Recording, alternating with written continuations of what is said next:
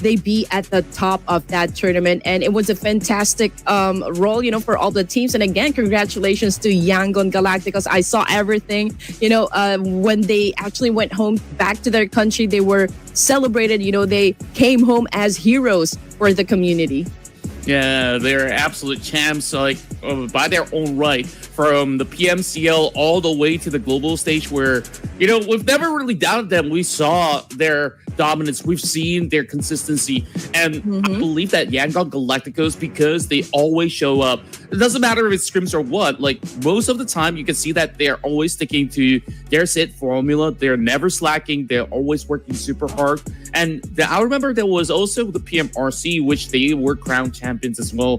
They were, at that point in time, shaken with the high magnitude earthquake that kind of really took a toll on, the citizens of Myanmar in general. And, they were just telling us, it's hard to celebrate when everything else is happening around us. And, they keep their heads low, and now they're definitely deserving to be up here with the best of the rest.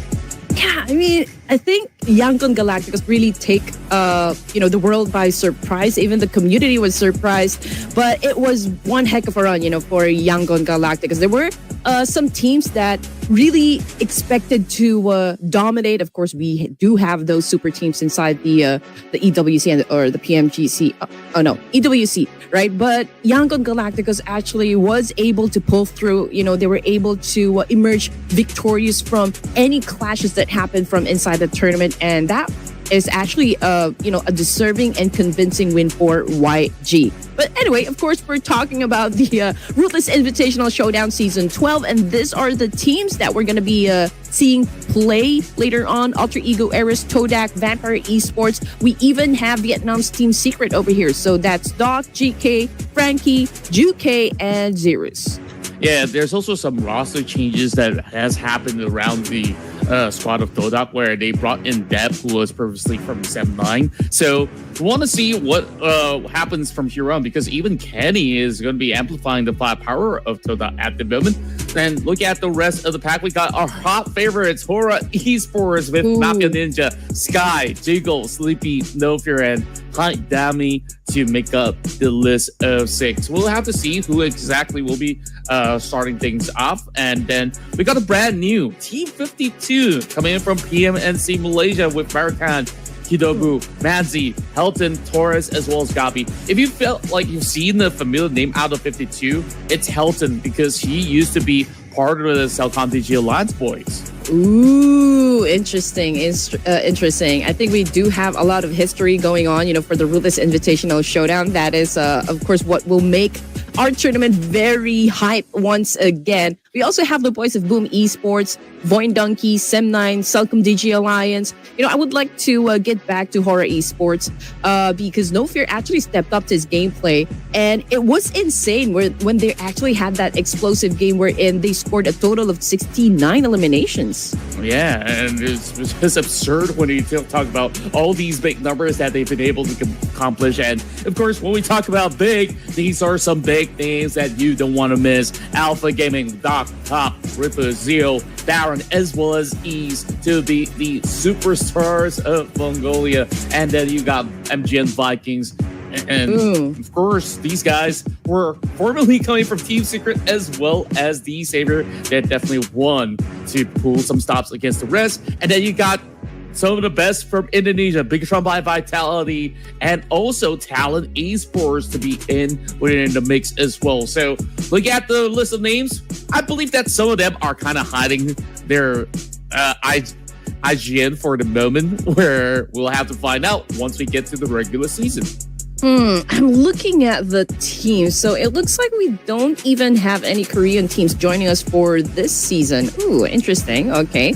But just getting back to what happened with the PMNC Fall Madness, right? It ended yesterday. Yesterday was the last day of the grand finals for the PMNC 2025 Fall South Asia. So it was Nepex and Bloods official taking home the money, the pride, and the 2 slots in the PMSL. So it was a close fight. Not gonna lie. Between four teams, I mean, probably this is a sign, by the way, that there are a lot of rising teams in South Asia. So for today's matches, we're gonna kick things off in Erangel. And then it's going to be an alteration, actually, between two maps over here, Erangel and Miramar. So that is how it's going to go down.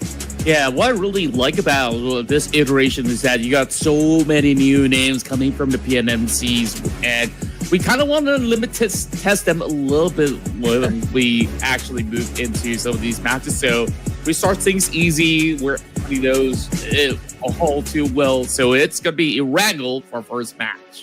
Oh man, some of my expectations involves checking what kind of mood we are getting from the teams. Are they gonna play in a secret roster or maybe a secret lineup? But I'm hoping to see a lot of clutches though. Those ridiculous 1v3s and 1v4 wipeouts, erratic circles, and just plainly pure guts. Coming from the teams.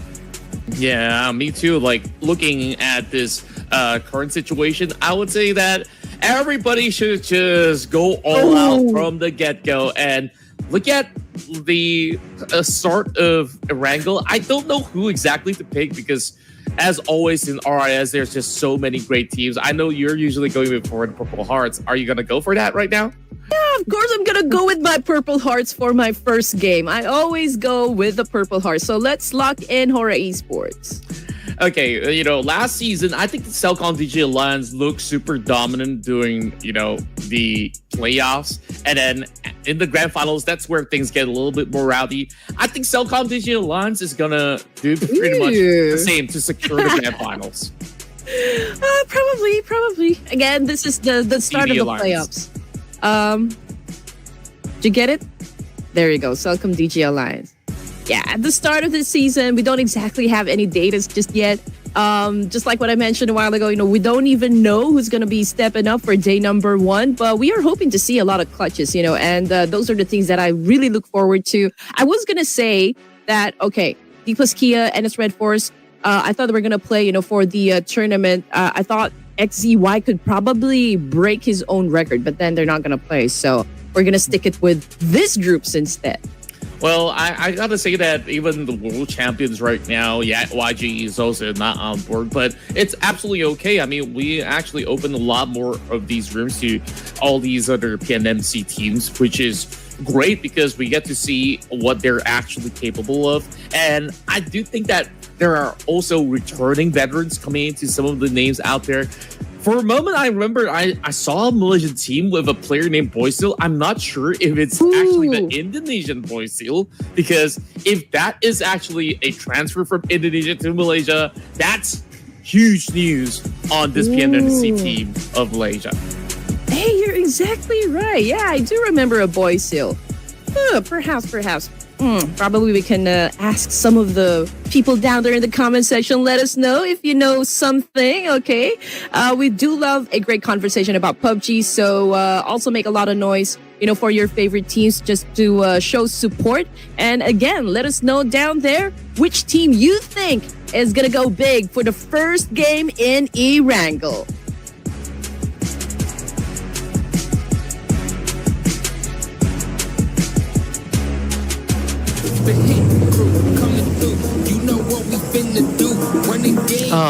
I kind of miss this team song before we actually start all the brawl.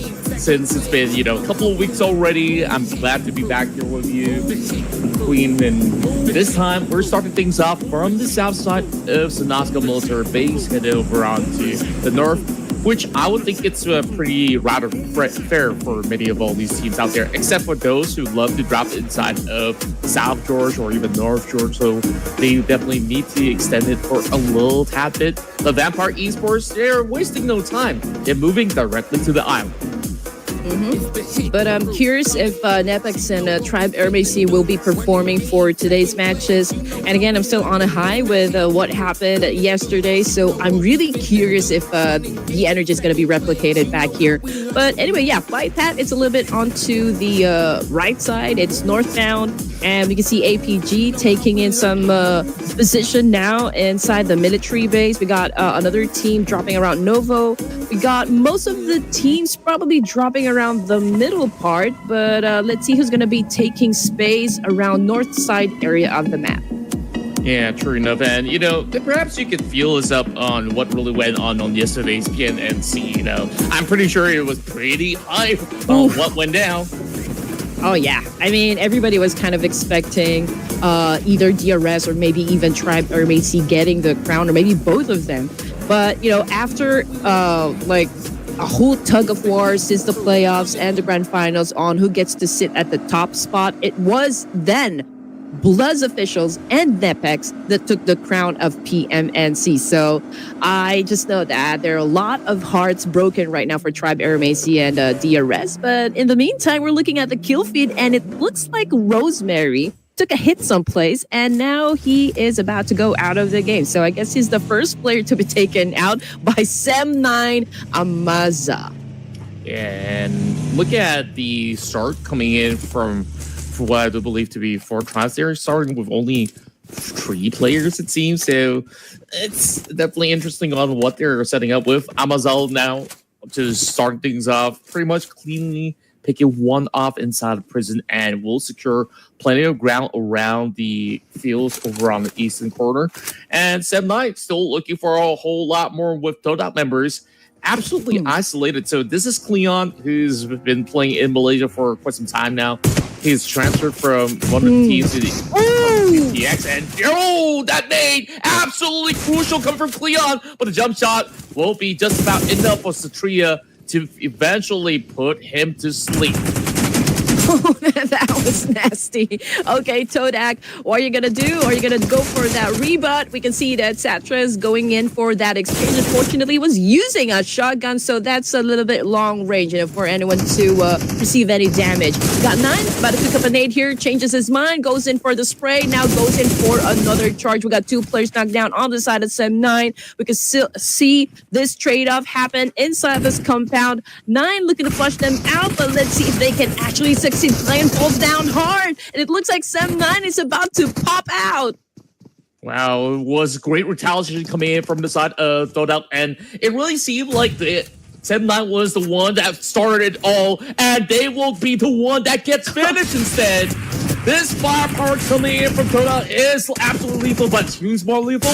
For esports, they bring on the weakened side of Turca, and it's going to be a quick shot from Sky that nails Brentisi down on the ground, and it's once again coming with flank. Haidami will be able to secure each and every one of it. Only 2 members left. Can he hold strong? He's just joined the team over the offseason. Sky goes in to push, and now perfectly caught out by Kenny. What an opening we are witnessing right now for the tournament. We got Haidami sealing the deal. 5 elimination points in the bag for Horror Esports, and they still have a chance to pick up their teammate. And now Sky definitely will recover, and Horror Esports will be playing towards the latter stages of this match. It's just so explosive. We just got those just non-stop action the moment that we started off the game. It started with the 2 Malaysian sides, and then after that, Horror just wasted no time. And just like that, they got themselves a total of 5 points to kick things off. Horror is off to a great start. Oh, yeah, definitely. So I think they've had quite a very good breakfast, maybe even lunch. They're in the mood to get those numbers, which is, of course, a happy news, for all the fans out there or down there in the comment section. But anyway, okay, getting back into the action over here, we got Boom Esports getting inside the safe zone coming from the eastern side. They're pretty close with another team actually over to their left, but most of the teams like Hora and even Celcom DJ Alliance, even RQ are still outside of the zone. But it's going to be an interesting rotation for APG, because they will have to deal with the 4 Thrives, because they are on the other side of the bridge in the main peninsula. So that's going to be a fight there. Yeah, we definitely will have to see if there's going to be those kind of altercations. Meanwhile, Team 52, this is a team that I'm intrigued about, because I mentioned about Helton previously being a huge part of Celcom DJ Alliance, or should I say even the previous iteration when they were called Farang Legends. That's where they've been able to really rise to the top together as a team. Now he's going to be leading the charge, taking the hilltop over onto Mount Gatka.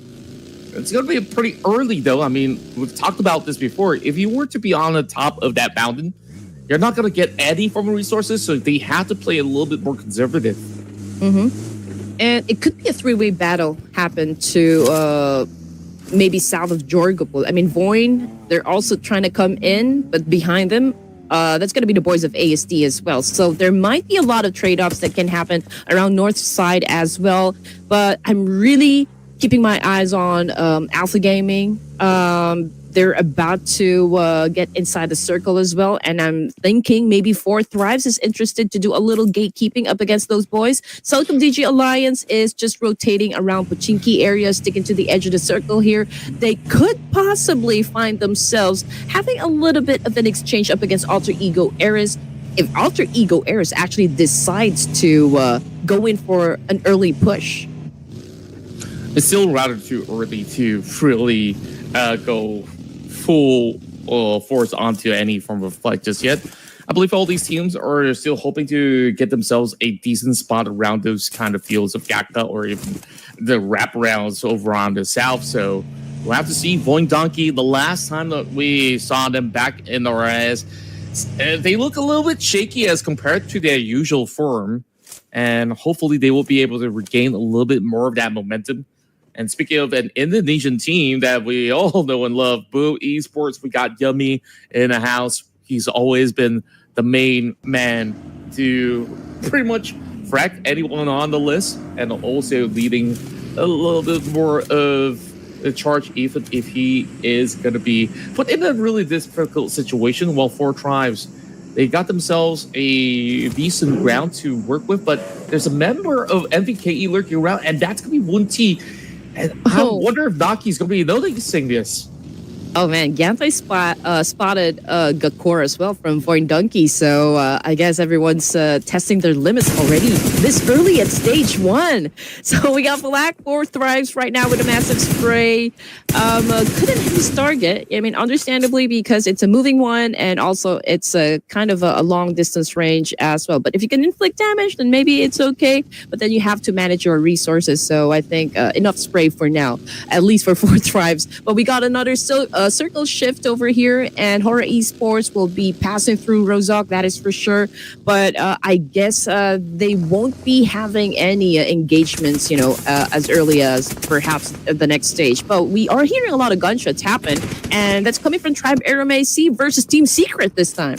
Ooh, that is going to be a little spicy. Is Team Secret, they've been able to hold a high ground as they pass right through that RMC, having one member down, and 2K goes in for a double, and this could just be the entire team shredded out just by this man alone. And here comes Zeros, hoping to actually close whatever distance, and just like that, 3 points secured for Team Secret.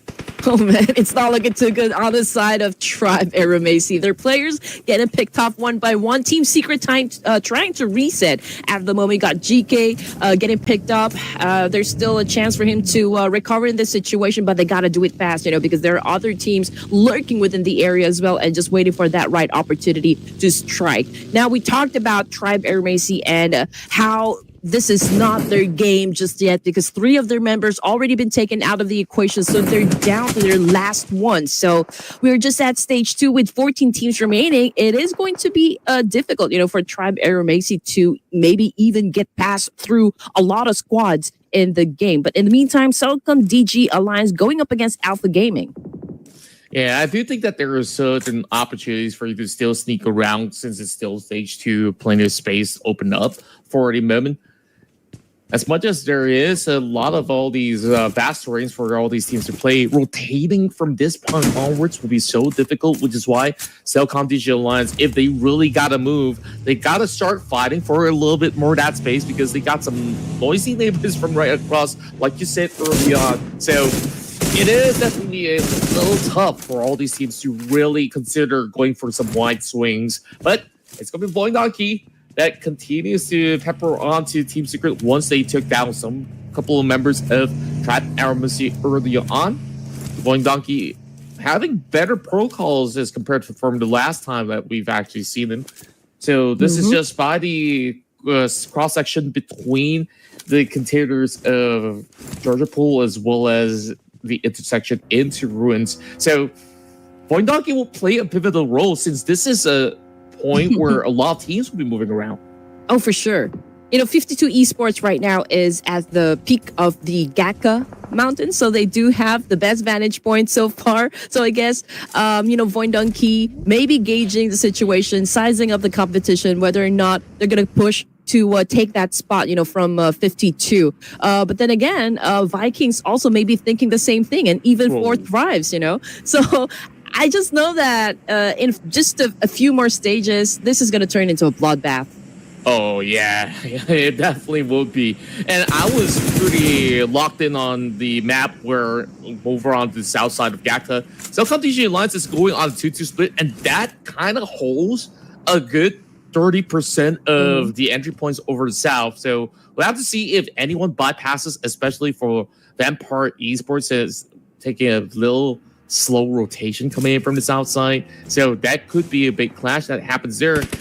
Well, the rest of Horror Esports, they charge right through, and RRQ is just around the corner.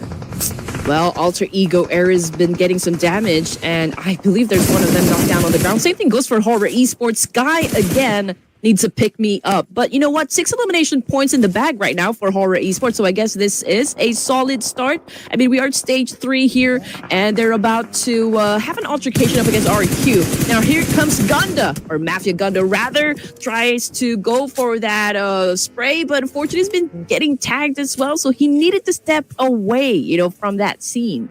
Yeah, great coverage coming from High Dami as well, just to quickly resuscitate to still be able to fend off some of these members of RQ. But RQ, the moment that they got that knock, they decided to take more of the control of the region.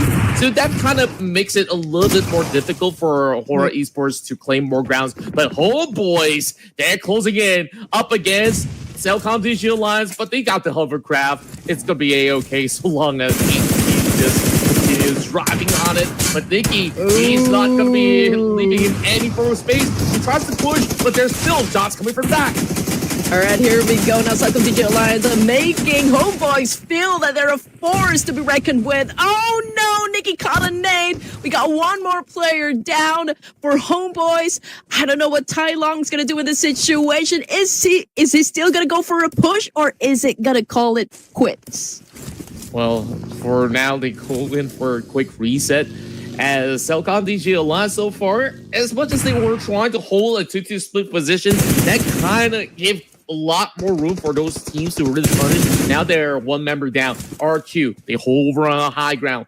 Or Esports still having a very difficult time to try to crack the case open because they're the ones getting kept right now. But Mafagunda, he has to form a push, and they got to do it right now. Perfect knock, and just like that, they just crash the gate and just send 2 members of RQ down.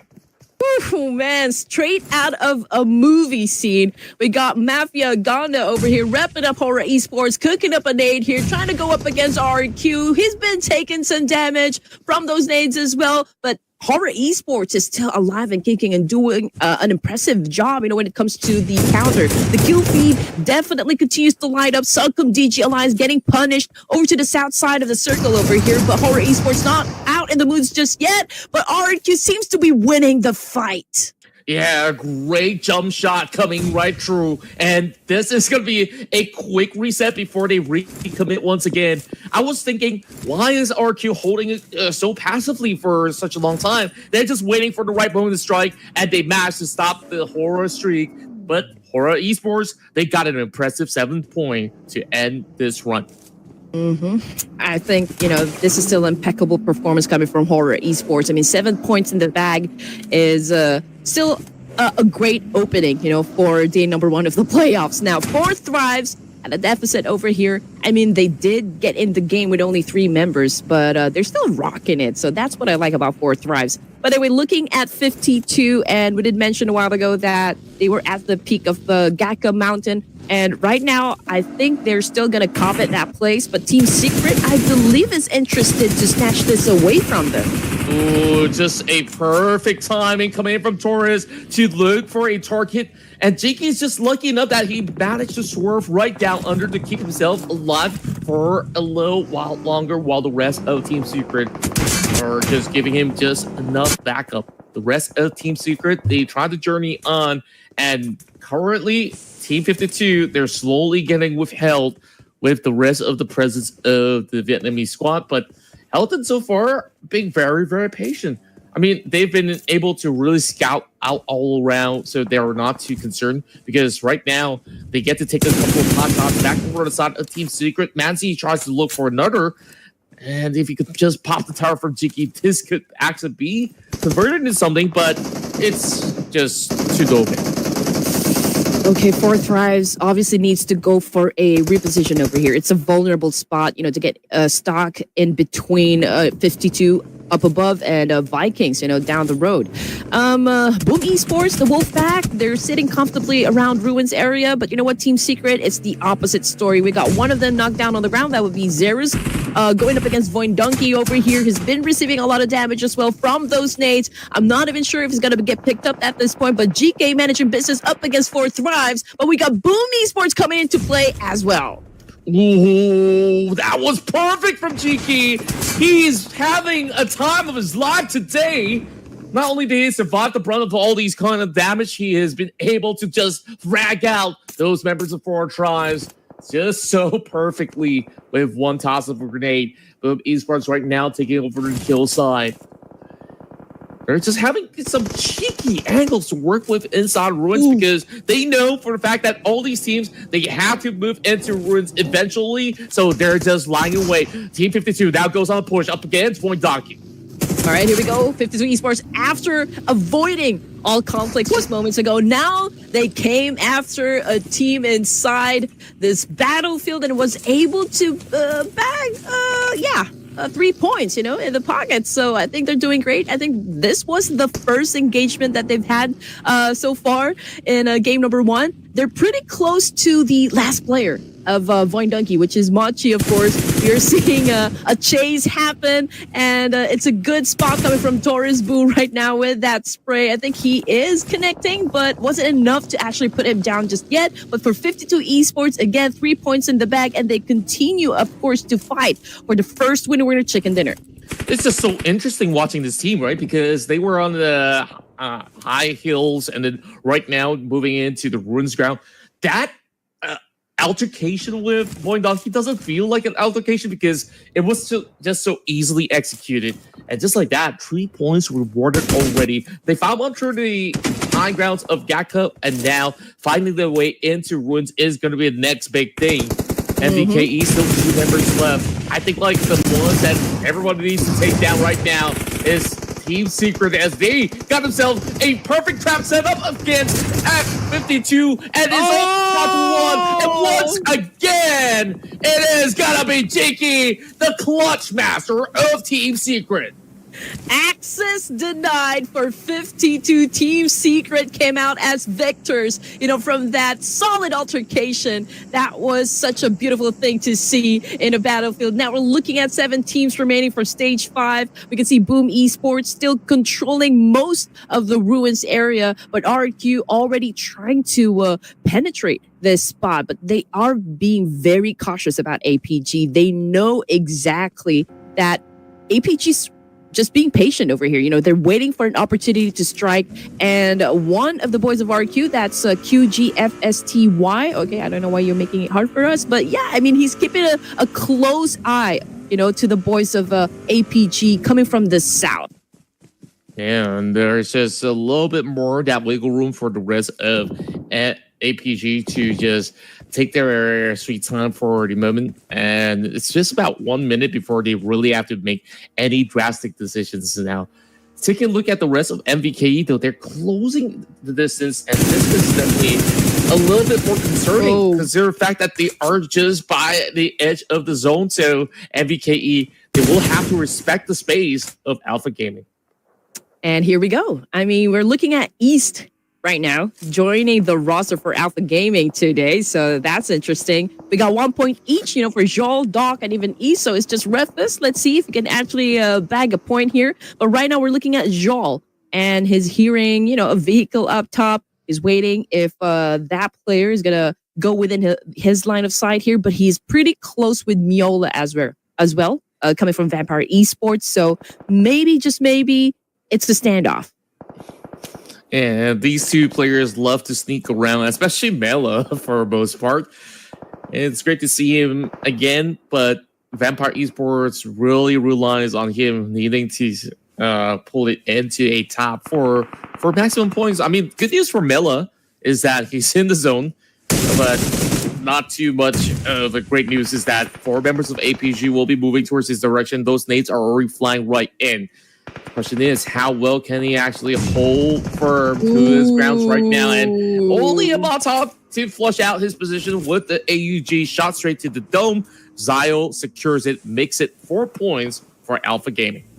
No 9 lives for Miaula. 6 teams remaining, stage 6. Ladies and gents, we got Joel popping some smokes over here, going up against Vikings. We got Trang up top. He's cooking a nade. He was able to throw, but unfortunately, he wasn't able to take down Joel, from that exchange, and he needed to step back. He needed to join Superman. Perhaps this is going to be a change in tactic. Obviously, they would want to go for a pinch here, but obviously they are outnumbered as well. Yeah, it is a rather dire situation coming into this position. MVKE, they gotta find a way to kind of full send it, but then again, I don't see that they have any form of vehicles for Superman, but we've definitely seen some clutches before. But it's the entire APG squad that we're talking about. Doc also sneaking towards the back while Boom Esports goes in for that collateral up against the rest of Team Secret, fighting inside of the church grounds as those nades are being exchanged one after another. Team Secret now corralled right into a defensive position, and that kind of allows Boom Esports to decide, okay, we'll go deeper into the castle grounds. We're just going to be able to utilize all these walls to continue to be a little bit mischievous. While Team Secret, they don't really have too much room because they're also being peppered by the rest of the Vikings. And Boom Esports right now definitely showing fangs, but Team Secret, this is a wild display of skills and defense at the moment. I mean, there are a lot of teams pointing their guns at them at the moment. We got the Vikings coming from the north side. We got Boom Esports, of course, inside the ruins area as well. It's I guess it's going to be hard for Team Secret to leave this specific spot just yet because, well, they don't really have that much cover if in case the circle will not favor them. True enough, on Team Secret just creating a little bit more of that stronghold right now, an uncrackable defense. Vikings Esports hoping to change that. They do have plenty of vehicles for them to actually utilize, but some of them have been burned down, so Superman has to rely back onto the buggy. And they've always been wary about APG's position because if APG pushes in, they could easily just spot out the rest of the Vikings. And speaking of which, it's already Doc looking upon that angle. Team Secret pretty much just got them pretty much surrounded. So there's really, realistically, no space for Vikings to play. Well, for now, considering that we still have a little bit of distance, for all of the teams here, to be honest. I mean, Alpha Gaming's also just kind of a slow, steady strategy that we're witnessing right now coming from this team. But the circle shifted again, and this time leaving RRQ down south, and even Doc, from the south side of the zone.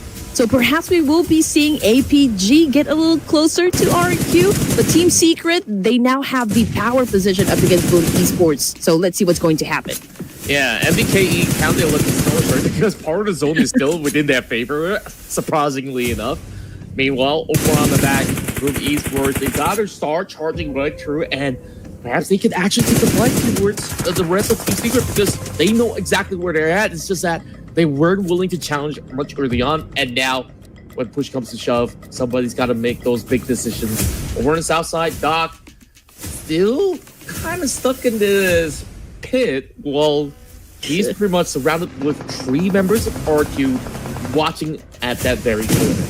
Yeah, this is going to be interesting. I mean, Doc obviously is pretty good, working independently. I mean, he finds those necessary angles to shut down the opposition. And I feel like, the rest of APG right now waiting for Doc's signal to go in for the pinch here. I mean, we did talk about this a while ago that APG definitely be getting closer to RQ. So we can see East trying to make a move here. Trying to scope down Swavel, if I'm not mistaken, but this is a little hard angle, even for Alpha Gaming.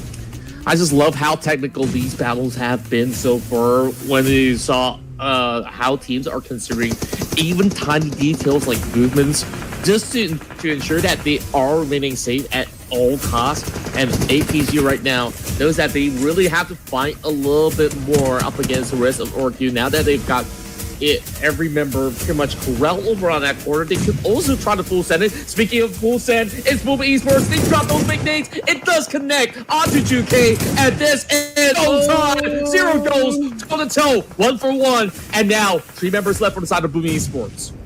Well, Pubg Esports definitely has taken over that very spot where Team Secret was staying at. And now we can see Vikings also getting punished by Yummy over here. That was such a great shot. And now Vikings already eliminated, down to 3 teams remaining. We got Alpha Gaming, RQ, Pubg Esports looking to get that first winner chicken dinner. 5 points in the bag now for RQ. Unfortunately, one of them gets knocked down on the ground. Same thing goes for Zero. Pondbin trying to respond, and I think was able to settle the score with 1 point under his name. Ooh, APG now slapping onto those members. This Pubg Esports hiding inside a church, but they go back and forth for a whole lot more. So Bell already down to very little health, and there's just going to be more and more of these bombardments because they have not really cleared off. So Bell's angle thus far, just now gets a little bit of a glimpse over onto the dock. APG, they're having some great high ground, but eventually, if they really want to push forward, I would still say RQ has got more ground to play with.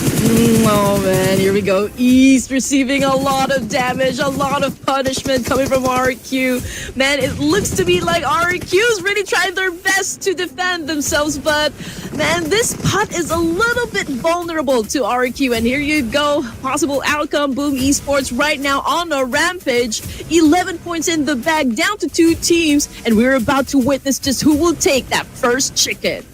Wow, Pubg Esports taking their rival brothers from Indonesia and now makes a quick matchup up against APG, which has an earlier week. The Doc once again falters to the ground, but quickly traded back. It's going to be 0 on the ground. So down to a clean 2v2. I say clean, but Pombit is going to be the one left over on the back. Oh man, things are getting intense, and that seals the final blow.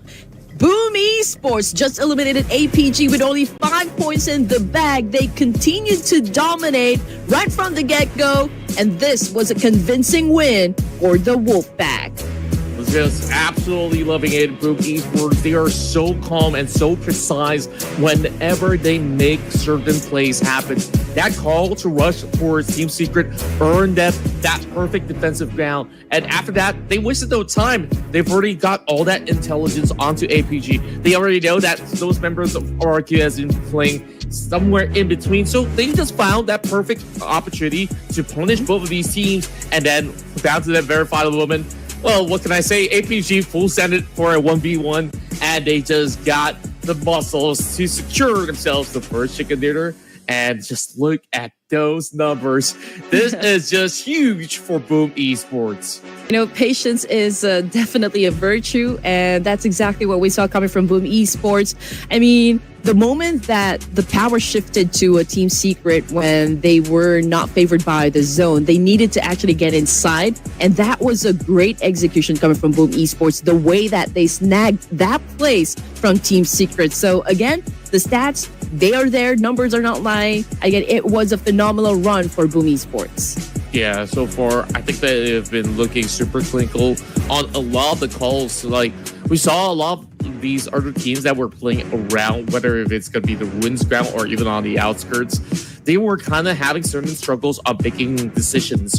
Even Team Secret, which we thought they're going to be staying put for a long while. they kind of didn't watch the back. They kind of know that Boom Esports was around, and Boom Esports had to make that call to push forward, and that push forward was really the key on their success in this round. That really was the biggest play in order to secure themselves a chicken dinner. And just like that, look at all these utilities. I would say Boom, they don't throw a whole lot of all these utils, but they were super efficient with it.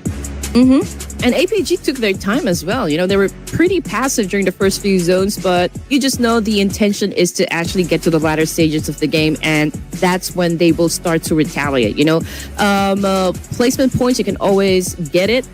Just as long as you will consider longevity inside the matches, but elimination points is kind of tricky to get. So yeah, I think they prioritized just getting the placement points first before they went for the numbers. But head to head, we got Boom versus APG. Damage output slightly towards Boom Esports, and well, I mean, it's the reason is pretty obvious. It's a whopping 14 elimination points for Boom Esports. Yeah, I mean, these guys are just a different level of a beast, right? Overall, when we take a look at how they've been able to just stack their 4 members up against the rest, where whether if you're just going to be straggling out in the field or if it's just a direct confrontation, they just make those calls so quickly, especially when we look back into the push inside the church.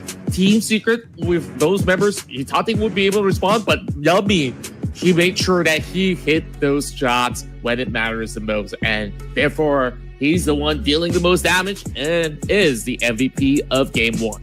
Well, it's a great start, you know, for Boom Esports. No doubt that they really actually dominated game number 1 over here. So I'm curious which teams is going to be stepping up, you know, for the remaining matches tonight.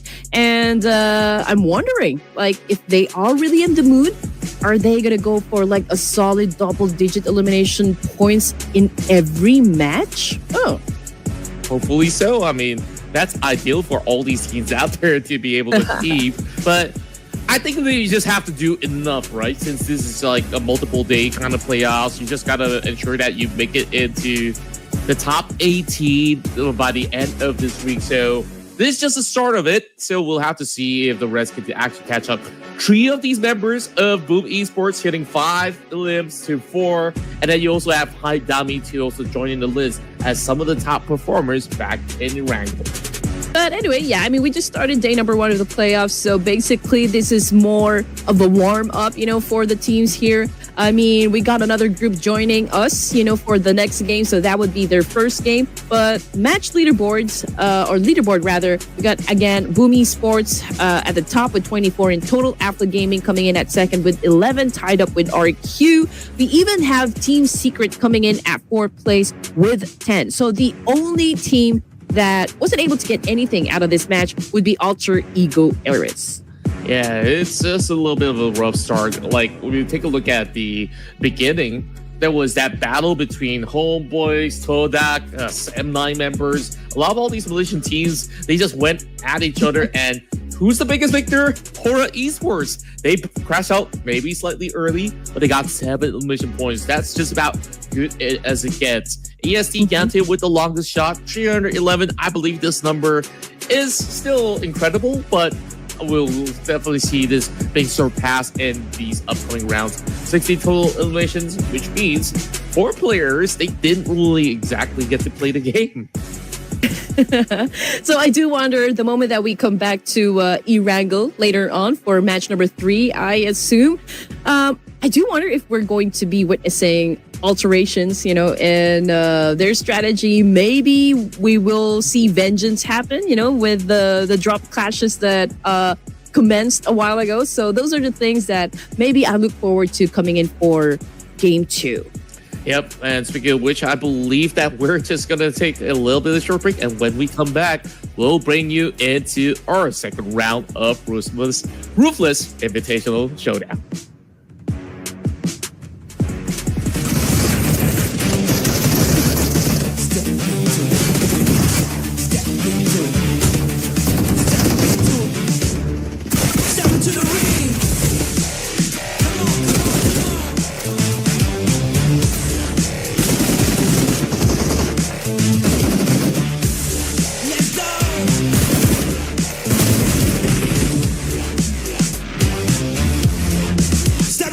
ring.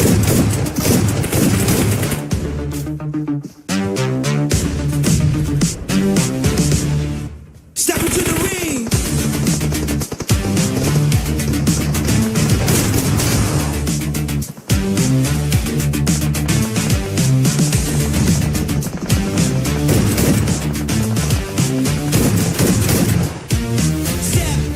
Step into the ring.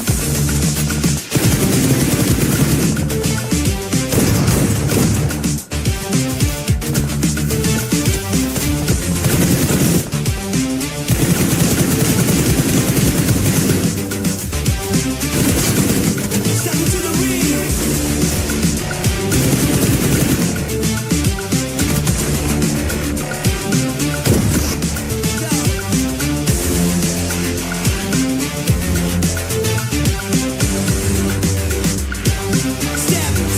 Step into the ring.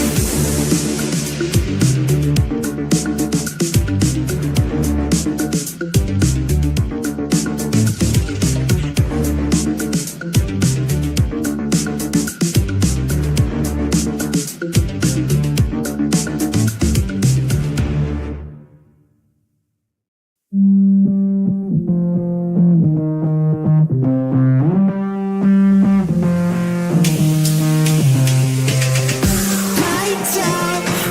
I got feeling, but I can't shout.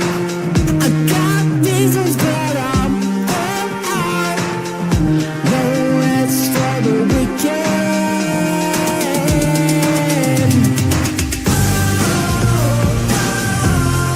Give me what I want. Never get enough. Never giving up. Give me what I want. Turn on. Get ready for it. Stay strong. I'm here for it. Don't stop. No rest for the weekend. Turn it up again. I lose control. Give me everything. It's what I want. Best I've ever been. I see the glow. Feel it deep within my soul.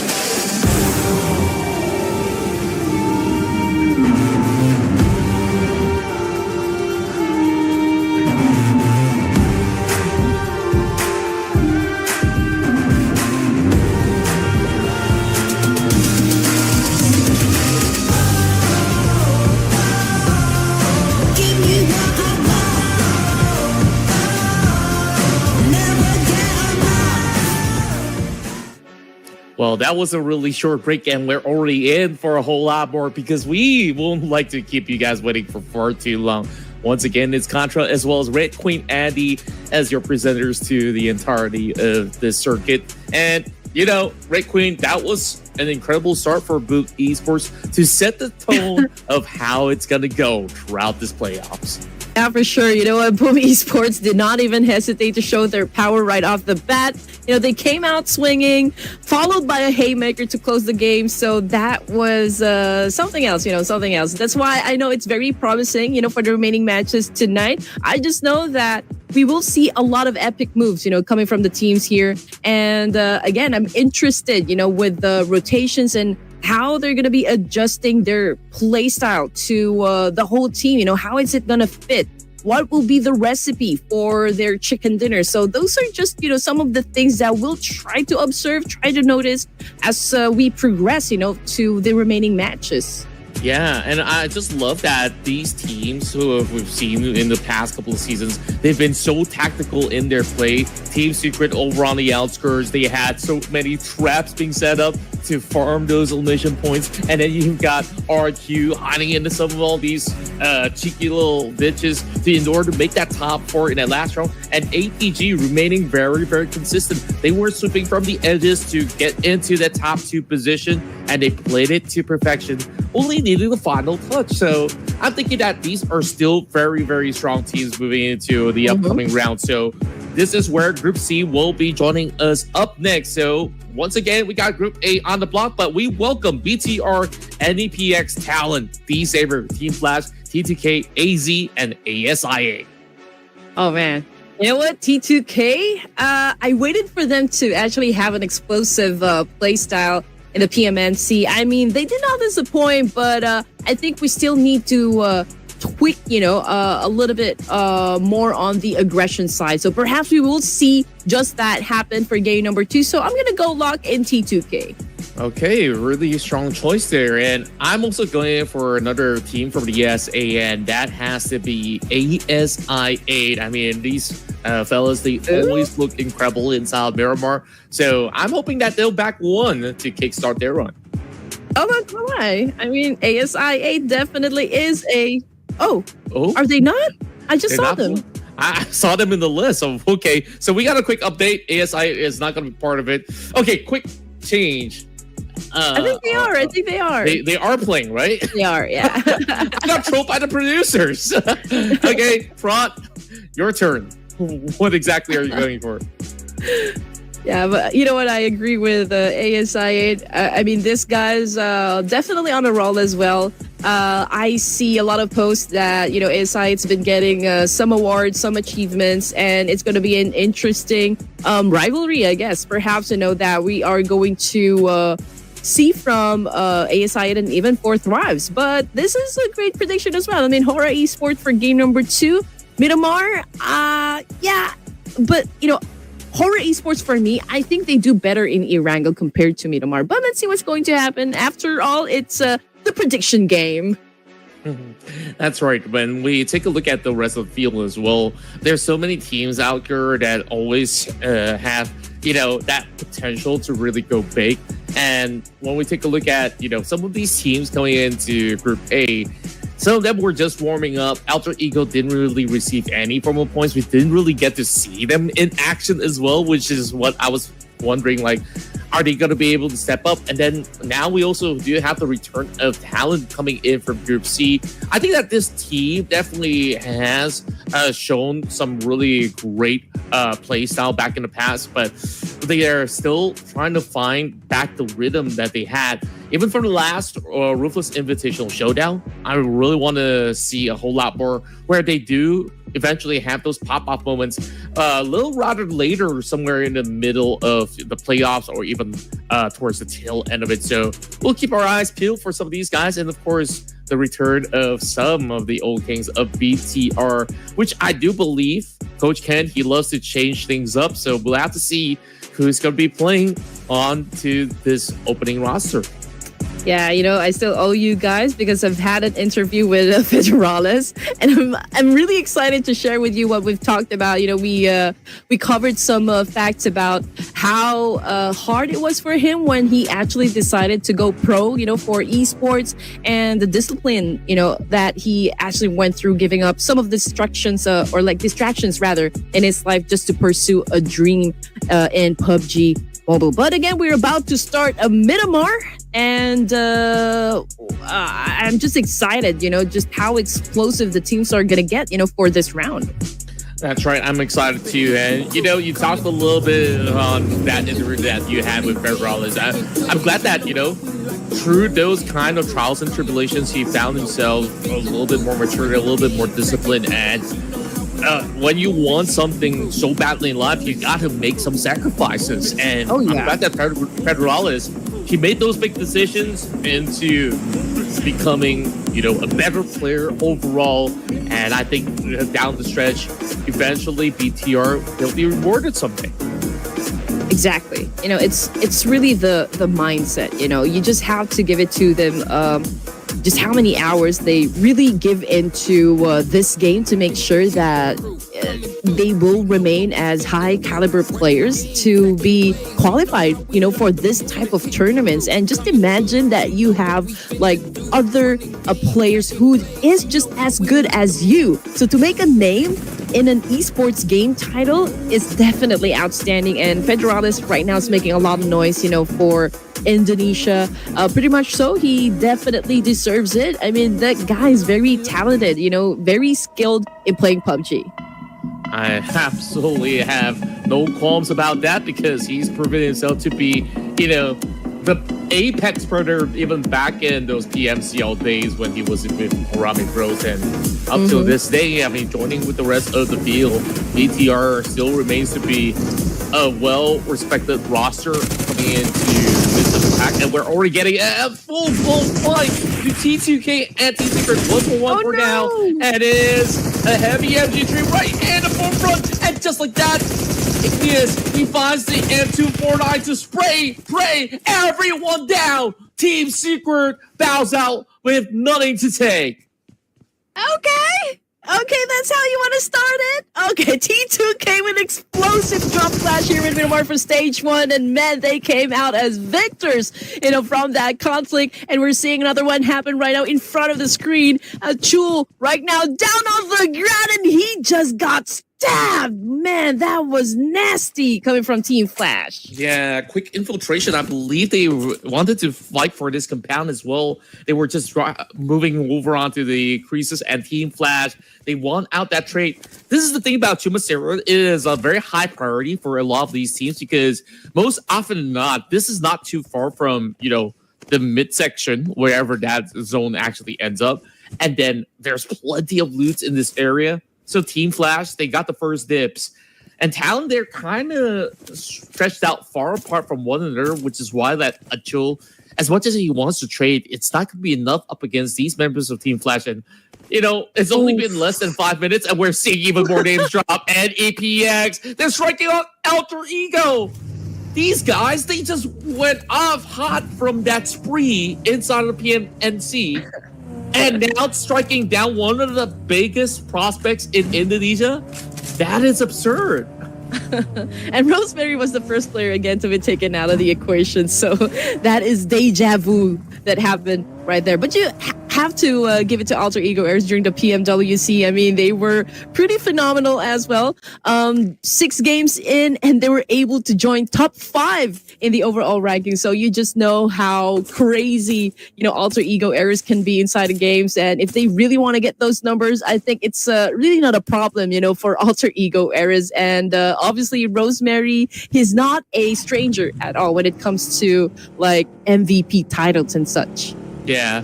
And I feel like Alter Ego, they kind of have their own activation time, right? There are times where they feel like, oh, we got to push. And then they'll just, they usually chill for the first 2 days or so, read the room a little bit more.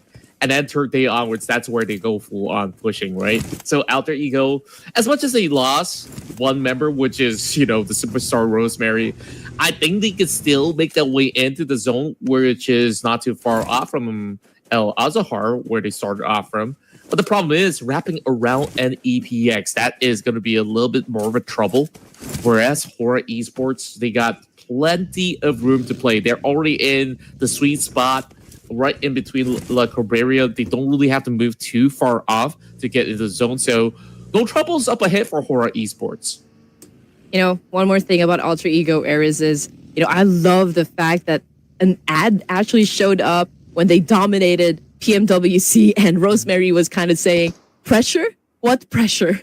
But you just have to give it to the guy. I mean, he's definitely an awesome player, a force to be reckoned with. So everybody's kind of still, like major respect to this guy. But anyway, getting back into the action over here, we got the homeboys inside their cribs right now, getting attacked by RQ. We got one of them trying to get close to the compound, probably doing some information gameplay. But Simba, I believe he is already anticipating someone will go off angle over here. But obviously, I'm only seeing 2 players here coming from homeboys, while there are 3 from RQ. Yeah, speaking of homeboys, their organization, I mean, the owner, namely Daddyhood, he's been acquiring a lot more different teams out there, other than just PUBG Mobile, where he is really expanding his organization. And right now, they're amped up with even new players, which I've not seen before. And they're doing massive duty up against the rest of RQ. Those Nates are going to be primed right over onto Imba, as well as Nick Teasy. That's not going to connect. The only question is, how are they really going to fend it up? Because I see a member of Homeboys on the low ground, one being struck down. So this is definitely going to be a tough one. RQ, you can close it out. All right, here we go. We got Homeboys getting racked up. Okay, was able to defend a counter. Unfortunately, that was a good shot, a good follow through coming from RQ. And, well, I guess it's safe to say that they are going to be surviving this clash still with a complete squad, but coming off of the left field over here, we got the first grenade elimination coming from Nerpeco. And then Homeboys right now, Tai Long going in for a charge here. We got Lapar cooking up a nade here, but this is going to be a UMP versus UMP weapon. And we got Tai Long taking the win. Ooh, I just love the way he just hustled for it. And Tai Long, at least he's hoping to draw 1 point back for the side of Homeboys, as he's going to be the only member surviving for the meantime. GF Sty pushing with the monster truck. I don't think there's much room for Tai Long to really do much more, but we'll see. Maybe he can actually go in for an exchange, as he found himself a buggy to swerve right away across the hillside, and he might just be able to get out of this sticky situation. That could be the case. Let's see if that's exactly what's going to happen. But Team Flash already taking the blue over here together with Talon Esports. So I guess both of the teams is maybe thinking, okay, we need to settle the score here. The moment that we expose ourselves, that's going to be the end of the road for us. So I feel like not all of them has a vehicle to drive around the map here. So perhaps that's one of the factors why these two teams are deciding, okay, we need to have this fight before we even get into the play zone. Sure enough, and right now, RQ, they established their zone control while the rest of Alter Ego is looking to strike them down. They have one member lost out, so this could still be very well in the favor of Alter Ego. But then again, they don't have Rosemary, so it's a fair 3v3 between both Indonesian teams. Despite so, I think with Sovel's presence, he's already noted that the rest of Alter Ego is around the corner, and he could actually dictate who goes down first and foremost. The moment that they set themselves a little bit out of line, this will be very punishing.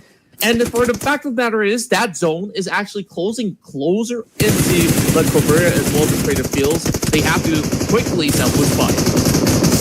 Okay, RQ right now having a trade-off up against Alter Ego Eris, and that was an accurate shot coming from Swavel right now. He's trying to recuperate in this situation, but Alva already cooking up a nade here. Can he be accurate with a shot? Unfortunately, that was a good one coming from Alter Ego Eris, but it seems to me like they are the ones losing the fight here up against RQ. But yeah, we're just waiting for that right moment for RQ to strike and to eliminate, of course, Alter Ego Eris. And then we got 14 teams remaining here for stage 2. And the teams are not just disappointing, not doing anything to disappoint the fans.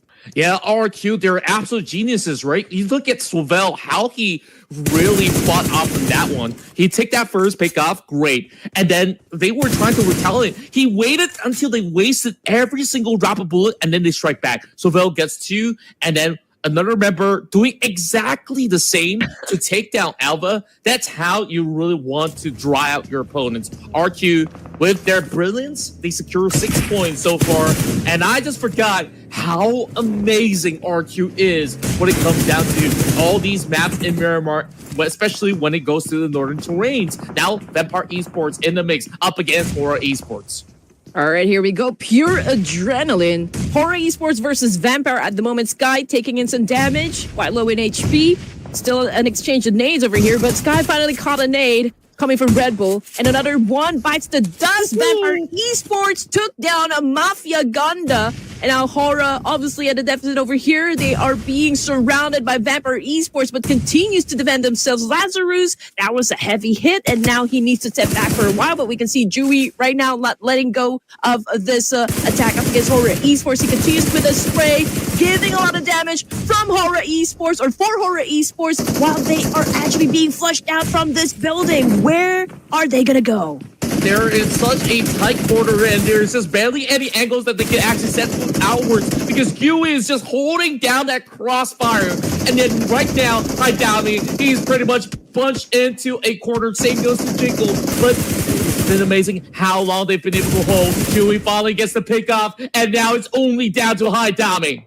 Oh man, the Jiggle wasn't able to jiggle his way through. It's knocked down on the ground over here. We got Hora left with one player, Height Dammy, right behind this wall, getting hunted by the boys of Vampire Esports. He's not moving a muscle over here. He doesn't want to compromise his location. We got Vampire Esports raiding the building, checking the corners, while Height Dammy's just really waiting for anyone to step into the line over here. We got Vampire charging in 4v1. We got one down, Lazarus. But unfortunately, that was too much for one guy to handle, and Vampire Esports obviously won the fight. But here comes another challenger, the boys of Train to Kill. Non-stop action, back-to-back. Now those nades draw right in. And they're boxed into the same position where those members of Hora Esports faltered. So this could be very risky. T2K, they're unleashing all their clips, and the rest of these members of Vampire Esports, they use so much utility just to clear out that previous team of Hora Esports. So they are definitely on the deficit to even return any grenades back towards those members. So T2K, they take their sweet time. And 2-4 on the hands of Kaja, well, Ajaya. Well, I gotta start learning how to pronounce that name later on. But overall, T2K, they're very calm, they're very calculated. They're all these folks and those nades. Oh, they're clipping shortly. Well, Talent Esports seems to not be spreading their wings as well. We got a confirmation. They just got eliminated. We got T2K Esports making a move once again up against Vampire. It seems to me like they are dominating. 5 points in the pocket. We can see Ajaya back on the screen over here, trying to find an angle to take down anyone in front of him. Vampire Esports in big trouble at the moment. Yeah, Master D absolutely on fire right now. Red Bull hoping to funnel them into this choke point, but T2K, the carefully dissect this fight one after another. Schweppes as well as Red Bull, they gotta find a way to at least bring down one before they can actually trace back.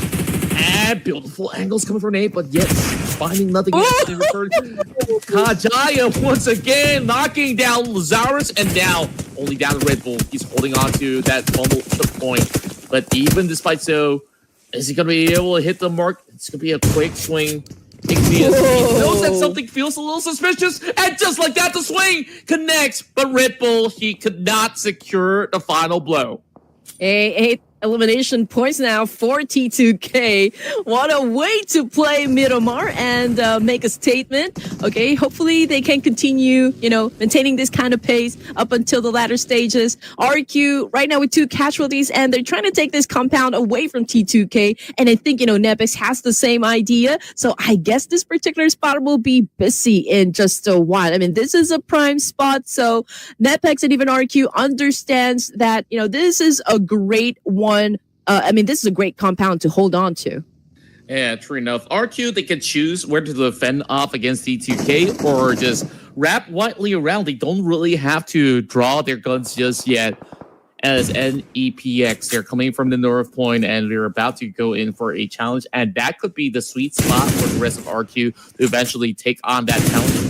And they got to do it real quick, though, because that zone is now shifting. So NEPX, when they got on wheels, they were thinking about pushing T2K at first, but now they get that priority into the zone first and foremost. And look who's there, AZMY. And also BTR is already lying in wait on stage 4. So this is not going to be an easy task for NEPX to push through. D-Saber now making a mark, getting the fine onto Mimi. And this is just not going to be an easy task for them to really get off of that run. 10 is the next one to falter.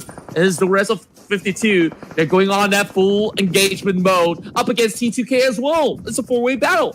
Oh man, this is interesting. It's getting tighter and tighter for game 2 over here. We got Bigatron still in a conflict up against 52. Coming off the kill feed, it's a confirmation. Ooh. Master Zordi already out. 52 Kidobu also taken out. Man, this is a trade-off. This is catastrophic for some of the teams over here. We're looking at 11 teams remaining for stage 4. I mean, it's even too early to witness a lot of wipeouts happen. But you know what? There's no stopping this team's right now inside the game. Not at all. BTR so far just hoping to hold firm onto this slump compound. They gotta clear off Torres Boo first and foremost. despite them not really having all too much left to really fend off, they are very careful on their approach. But instead, it's going to be Baby that actually finds that take down onto 52. So that is only good for 11th place for the Malaysian squad.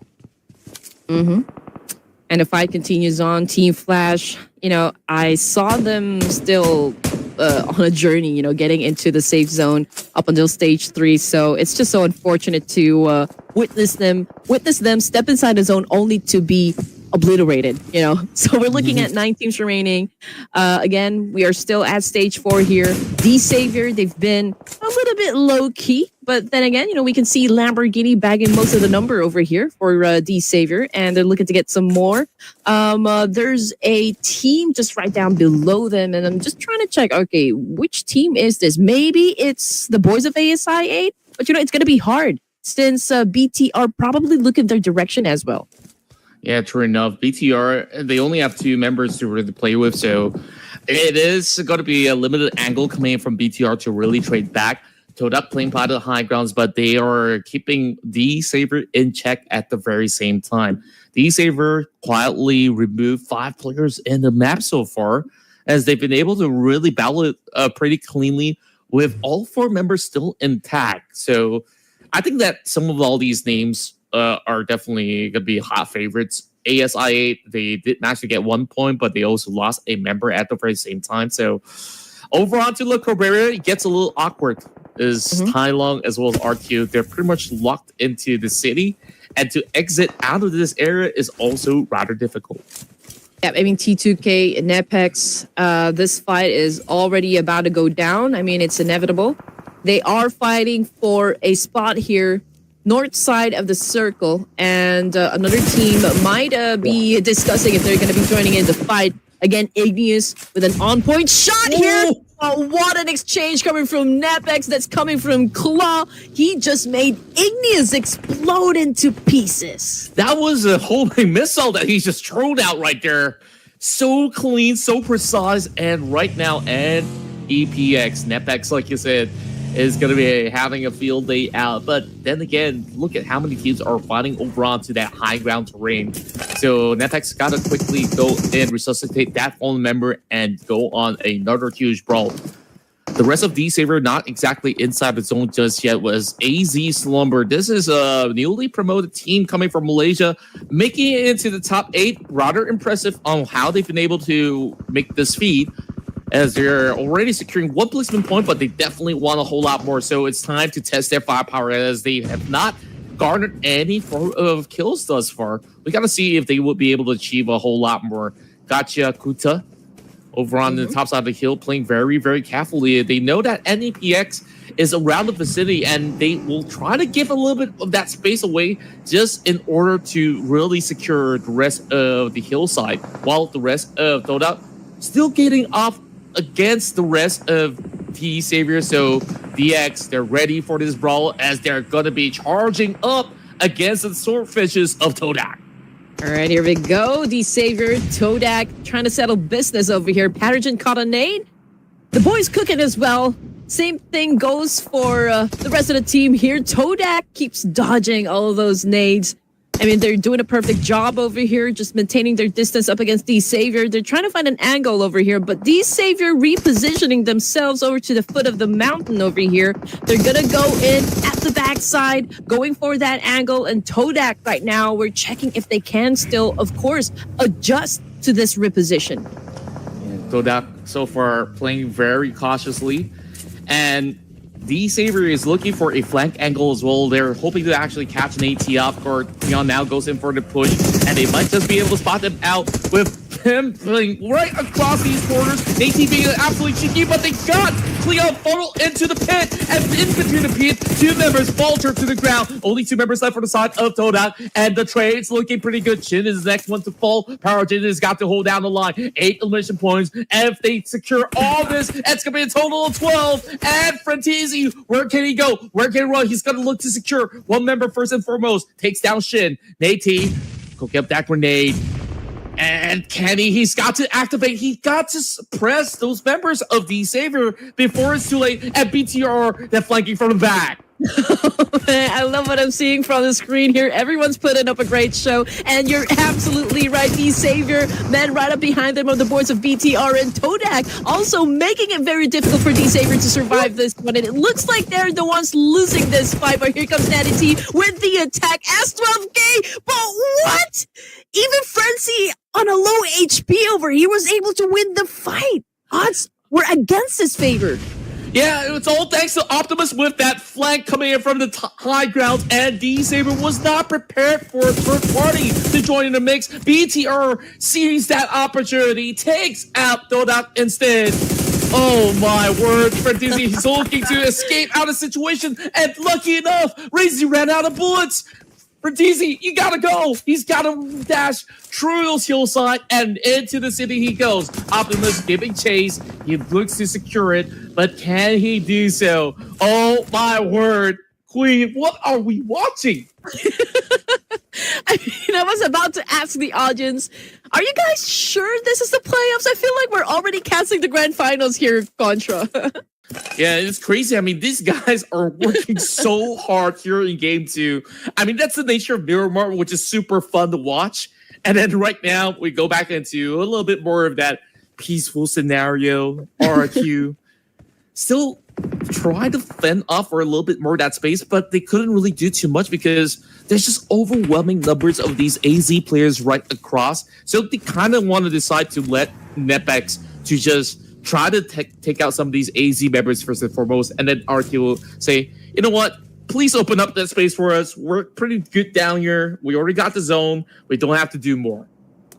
Oh, you know what? BTR, Todak, Homeboys even, I think that they're going to slow down a bit. I mean, there's really not much pressure from their side to push for now. It's a different story, though, for AZ and Nepex over here. Obviously, Nepex needs to step inside the blue zone, or the play zone rather, and they will have to deal with AZ. I mean, this cannot happen later on. This needs to happen now, and we can see that Nepex a little bit struggling in terms of their position at the moment, and AZ's doing a perfect job right now, just throwing all those snakes to keep them at bay.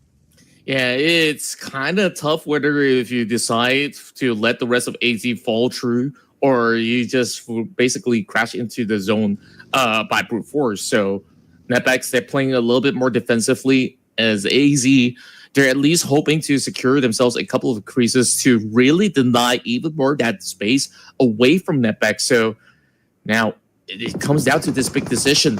Where exactly are they going to go? They find that strike. Claw. Perfect angles against Gotch. Does find it. And he's going to move to secure another one with a tandem duo on the push. So Rex is going to take charge as maybe 66. Can he actually hold down the line? The rest of AZ Slumber, they have yet to actually found those targets in return. And as much as they tried, here comes that nade. Perhaps this will be cooked to perfection. And it falls perfectly to chip down both of their health bars, but not quite enough to knock out the whole team. And here comes the rest of RQ. This is the situation I talked about, where RQ is just waiting for the perfect time.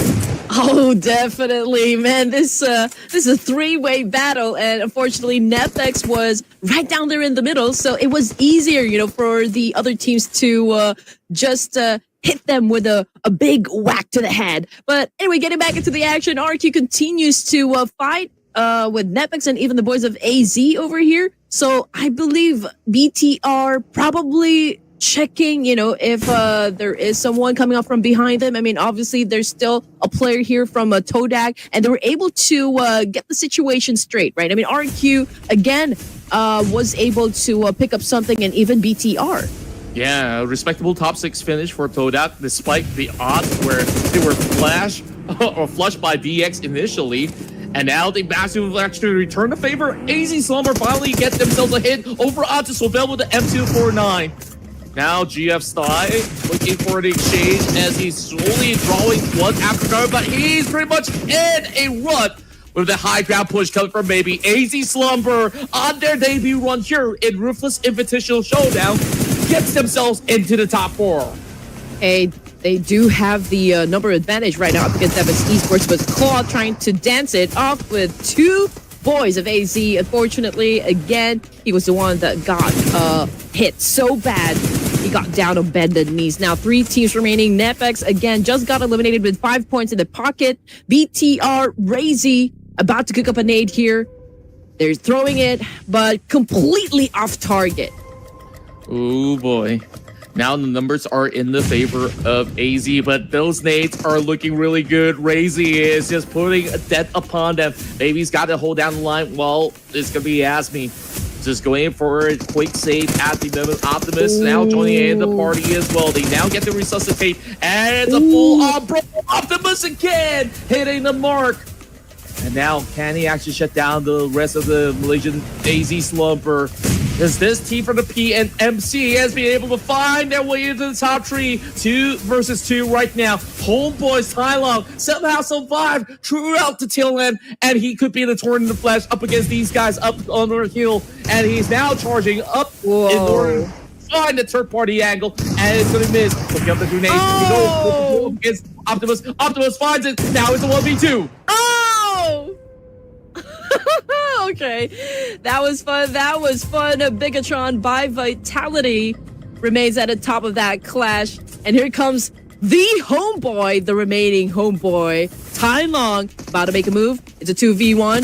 Tylong with a UMP goes in for the spray. Wasn't able to hit anyone, but down he goes. But what a clutch! What a clutch coming from homeboys! Bigatron by Vitality just got eliminated by a single player from homeboys. This was a miraculous chicken dinner. You remember that homeboys, initially they were fighting up against RQ. All the members lost out except for Tylong. Tylong survived with 1 HP. He ran off. He ran to the sunset and to the tail end to secure this crazy chicken dinner in Miramar. Oh man, I'm super happy with what I'm witnessing, and getting from all of the teams right now. I feel like everyone's excited. It's making the fans crazy down there in the comment section. I mean, we are getting supplied by a lot of clutch moves coming from these amazing players. But then again, we don't want to take away the spotlight, from the homeboys. We got Taylong making the move so far, and that was such a great one. 3 points in the bag for him. Tylong is such a boss, I tell you that. I mean, he secured all these eliminations by himself because the rest of his teammates were already succumbed to the firepower of RQ so early back in stage 1, if you remember that. And then at first I thought BTR was surely gonna win that out. Optimus was absolutely on fire. He was the one that depleted D-Saber up the hillside. He was also taking charge of that fight up against AZ Slumber. And we're starting to see all these names from Malaysia starting to appear pretty flashy towards the tail end of this run. And just like that, they managed to seal the deal with homeboys to win. So surprisingly, I mean, there's just so many events in this matchup where it just makes us feel like, wow, this feels like a finals already. It does feel like the finals, but you're absolutely right. It was a great thing to see coming from BTR, the way that they eliminated AZ, even though, the odds weren't really on their favor. They were outnumbered, but still they were able to turn the tables, up against AZ. But I think what the best thing that ever happened was the fact that homeboys, they're down to their last player. He came from behind, and I think it was just like really pure adrenaline from that point. It was just pure instincts and ice in his veins, baby. Yeah, and he just went spraying and praying as well on the M249. He's like, he thankfully he snapped towards Optimus first because he was weakened earlier, so he won't be able to actually find it. But Razy, look at the amount of damage he's done as well in order to supplement Optimus at the very same time to also match up to the closest number, DX, where they had the same elimination. But Razy definitely dealt a whole lot more damage, had a lot more assists. Contribution-wise, I think D-Savior had a whole lot of eliminations in this round as a team in general. So we want to tabulate the scores. Where do these two teams sit at the moment? Because BTR, I believe they should be taking the cream of the crop right now because Optimus was on a whole nother level in this match.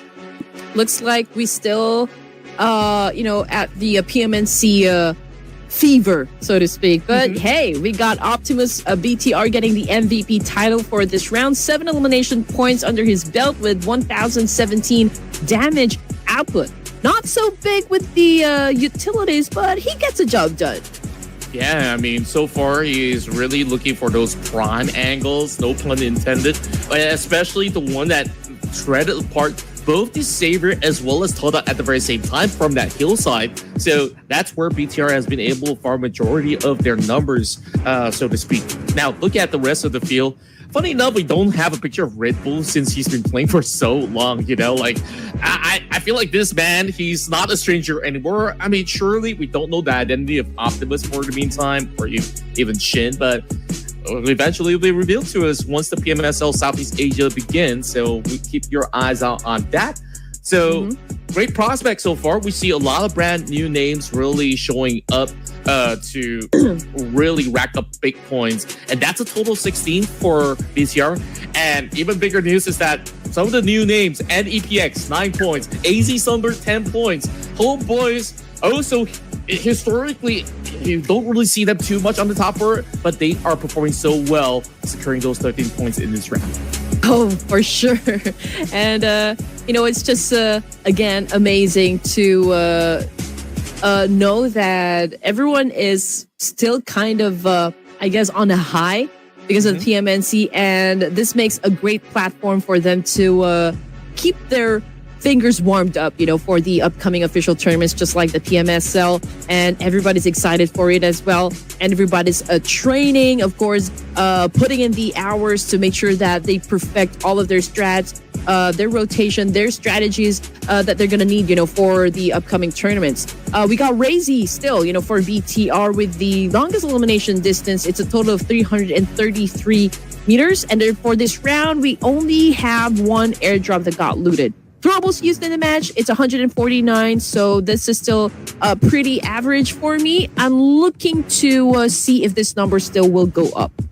Yeah, and look at the current race to the top. Boom Esports, RQ, BTR, the Indonesian teams are making a quick surge into the top three. Followed by Homeboys from Malaysia, securing themselves this massive chicken dinner to kickstart their day's run. And of course, APG back in game one, they did phenomenally, securing the top 2 spot. And AZ Slumber is currently sitting at number 6. So we'll definitely see plenty more shifts to come when the rest of the field will meet each other a whole lot more. And look at the rest of the pack. NEPX on their debut run, 9 points alongside with T2K. Not too shabby to kick things off, whereas the rest of the field are still trying to settle in onto how exactly do they navigate around so many new names into this iteration of RIS.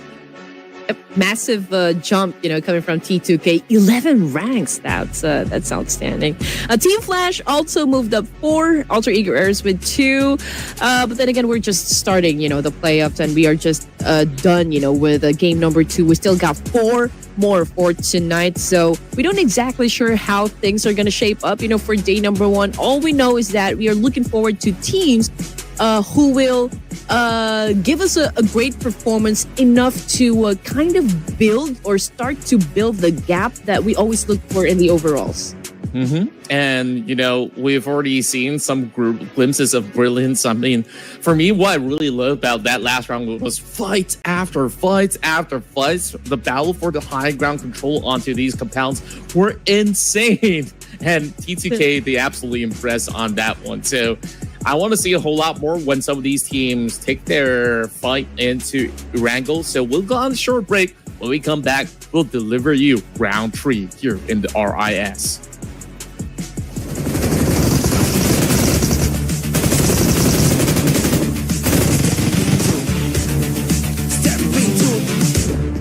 Step into the ring.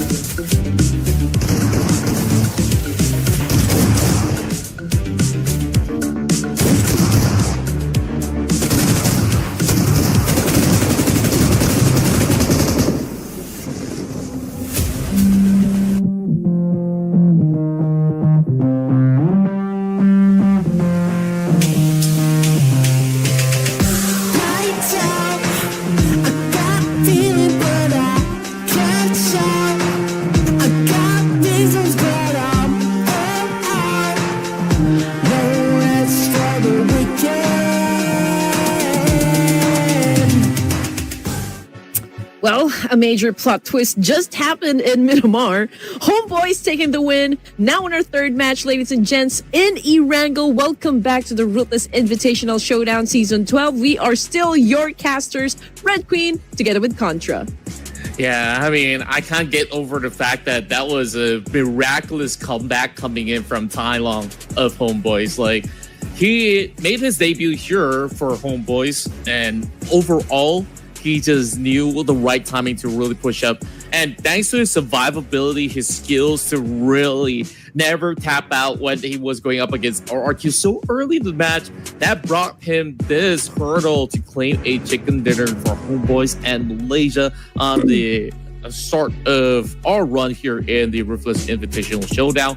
So we go back into Rankle this time around, and I believe that we still have Group C to be involved, where Group A should be taking a break. So welcoming back Group B will be pretty interesting to see how well will they actually fare moving into this Rankle bout. So let's quickly take a look at the list of names. So this time we'll have a quick look on who do you think would be, the next one to take the big win home. Who's gonna take the spotlight, so to speak? Okay. Well, again, I'm definitely one of those people who got their hearts broken yesterday because Tribe Air Macy actually did not qualify for the top two, so they did not qualify for the PMSL. But hey, it's okay. Maybe, just maybe, since we are still on a high when it comes to the PMNC Fall South Asia, perhaps Tribe could maybe show us a little spark, from the team. So I'm gonna go lock them in. Ooh, that's a really good pick out there. Tribe Aramasi, AST. Okay, I mean, I was looking at D Savior. I think that the way that they played was really clean until they were flanked by BTR. So now that they get a little bit more of that room to breathe, I think D Savior is going to do pretty good. So I'm going with DX. Ooh, D Savior. Okay. Maybe. I mean, Lamborghini's been showing off, from the get-go. So perhaps he could maybe give us a one good big blow, for the coming round. And we're waiting for production team. Okay, Alpha Gaming. Okay, not bad. I mean, we did kind of expect them to sweep all of the rewards, during the PMWC.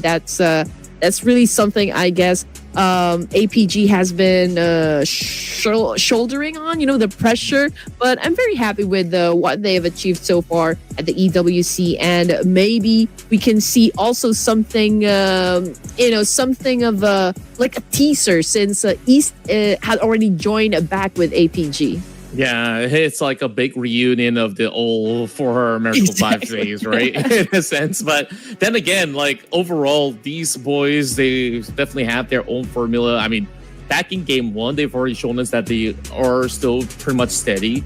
And if I were to be picking D Saber, I would have actually picked APG too as a safe pick option.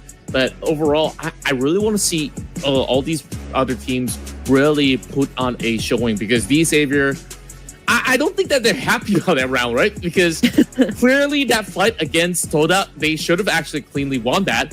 If the 2 members of BTR did show up, then it could have actually been an outrageous win. But of course, it is how it was being played out. BTR also gets another run in this round. So I wonder if there's going to be any form of a payback time when we move into this Rankle matchup. So I clearly want to see how do these teams actually fare, because now we're also looking at the rise of all these PMNC teams and all the other teams qualifying from each respective regions. Like AZ Slumber, this is a team that showed up out of nowhere, claiming the top 4 as well. So, surprise, surprise, we're down for a whole lot more moving into the next map of Rank.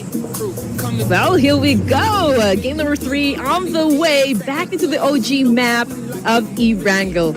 And you know what? Coming back into what just happened during the end zone in Myanmar, I think, Homeboys, Tai Long was able to catch them off guard, BTR. I think they weren't aware of the fact that, he will be coming from behind. Perhaps, they were maybe anticipating that he'd pop pop up somewhere in front of them. But I guess you gotta seize, every opportunity. You gotta outsmart, outgun the opposition, and that's exactly, I guess, what happened with Homeboys. And paying close attention to the names that we can see over to the left side here, we got Optimus with the highest damage output. Most elimination, of course, goes to BTR Optimus with 7 right now. I did see Nerpeco as well. Most knockouts, I think this guy is getting all the titles, after 2 games. AZ Slumber, the new kids on the block, immediately going for a hot drop into Primoz, challenging Vampire Esports. Now, that is a rather bold move, if you ask me, as these are the champions of Thailand that we're talking about. So, I want to see how this fight plays out, because if there's done and dusted, they will also need to face off against 4 tribes who usually starts over onto the quarter of the ports. So, we'll have to see whoever wins out this trade, how do they actually wrap around? Because that is still pretty much a center zone, which, they can't take their sweet time. There's plenty of minutes for them to burn out. And NEPX, they start things strong. They took out one member, NEPX, CD Alliance, and they're just blow for blow going on with their katanas, swinging their knives to secure all 4 members of NEPX. What just happened? Okay. All right. You blink and you miss. But it's okay. I think no weapons got picked up, at that clash. It was just all about the knives and the machete. So I think it was a clean one. Unfortunately, Nepix wasn't able to get to the weapons first, perhaps. So I think that was the reason of their demise. But in the meantime, we're looking at AZ Slumber once again, ladies and gents. And just like what Contra mentioned, this is their debut here in Ruthless. Now they're making a move up against Voin Donkey. Now, this is a veteran team, so I do wonder if Voin will be taking up this bait. We'll have to see about that. Voin Donkey is a very calculated team in the form of how they actually measure their attacks as well as defense. As you can see, they're not really making firm advancements. The rest of Voin Donkey is just holding into that position because they know that if AZ pushes out, it is going to be very, very, very easy picking for them. So AZ Slumber also smart enough not to over-aggress, because right now choking that space is just about as good enough, because eventually, no matter what, Voin Donkey's got to leave this area, right? So long as they hold over in the northern section, theoretically, there's no place that Voin Donkey could avoid meeting up with the rest of AZ's firepower later on. It's still too early for a fight anyway. We're just at stage 1 here, so we do understand why, teams are not feeling pressured at the moment to even move forward or maybe even leave the compound. But just so you know where the teams are actually situated, it's the same thing for 4 tribes. They are manning the end of the bridge here from the main peninsula. They are trying to check if APG is going to decide to actually pass through. And that's a bridge camping that can happen around south area of the zone. But they could potentially be having an altercation as well up against Voin and AZ Slumber. But as for Boom Esports, BTR, they're also close to one another. Even ASI8 and T2K over to the top. Tribe Aeromacy has taken control of south of Jorgapul, but Talon Esports might be coming from the north side. Yeah, I think that over in North is definitely interesting, because TTK is hoping to hold off the rest of ASI8. And it is not the safest town to play from when you're inside of 70, because there's just a lot of all these open grounds from the valleys.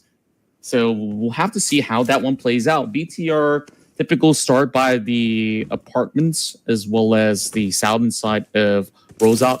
Boom Esports, they're not really making too far a move. They are actually sending a couple of members over on North Point just to see if there's going to be any form of rotations coming into the area. Where ASI8, they've been playing very carefully. They heard those shots coming in from around those corner. So that serves as a little bit of a decoy. You will kind of want to puffer fish and draw the attention of these members before they come in for those flank attacks.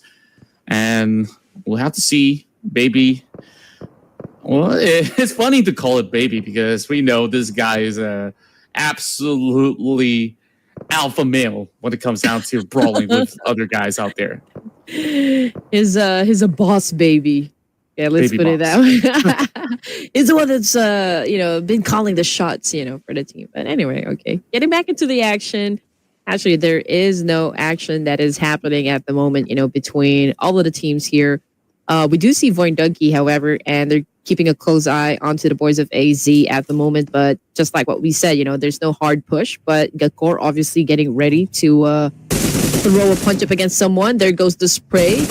And yeah, I mean, considering the distance, I don't think that's even going to make a dent or anything. But Void Donkey surely knows that perhaps, it's time for them to move as well. Yeah, and they can actually try to wiggle a little bit more room until they find that form of first knock. It's just a little bit of calm before the storm.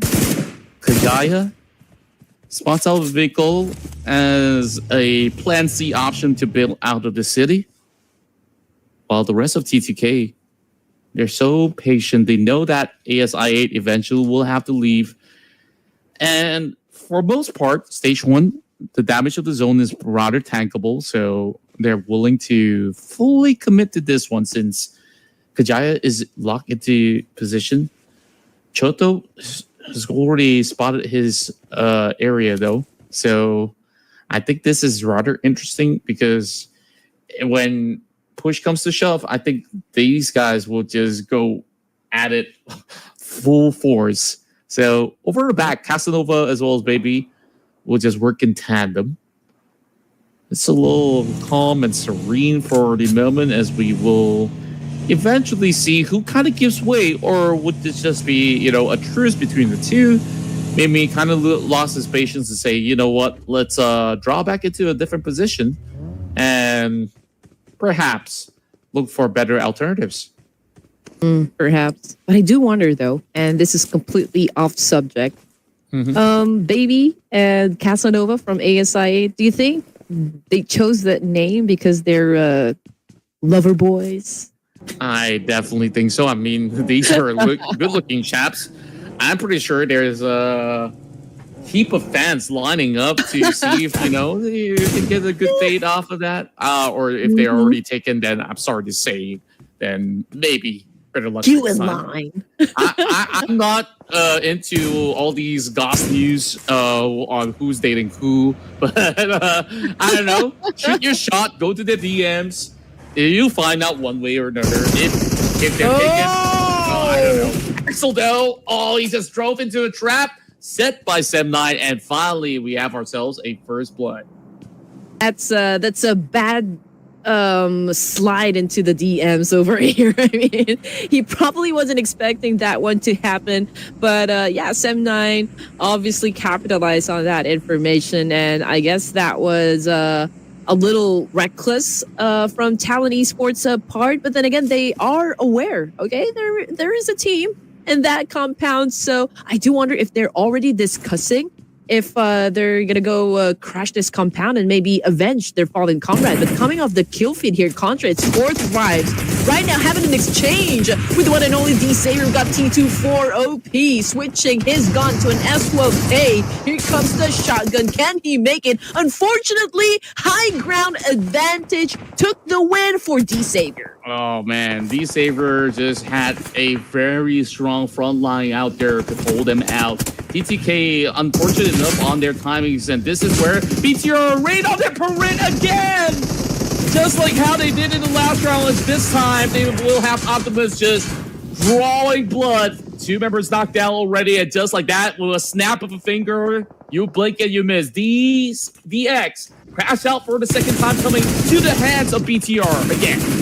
Oh no, BTR right now getting a lot of bullets coming from Team Flash. We got one of them currently knocked down on the ground. Make that 2, make that 3. Team Flash seems to be winning this fight. Optimus right now bleeding out there in the open. We got Zayus with a heavy spray. Unfortunately, it did not connect, and it looks like BTR will be surviving this. But hey, I mean, they already lost some of their brothers.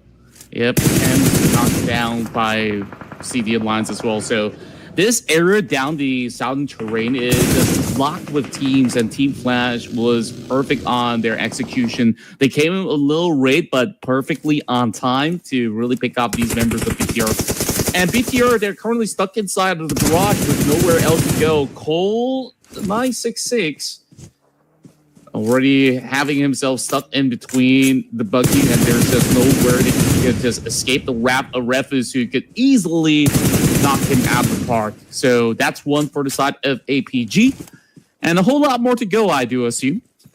Mm-hmm. And Pachinki's completely unoccupied at the moment, so that's interesting.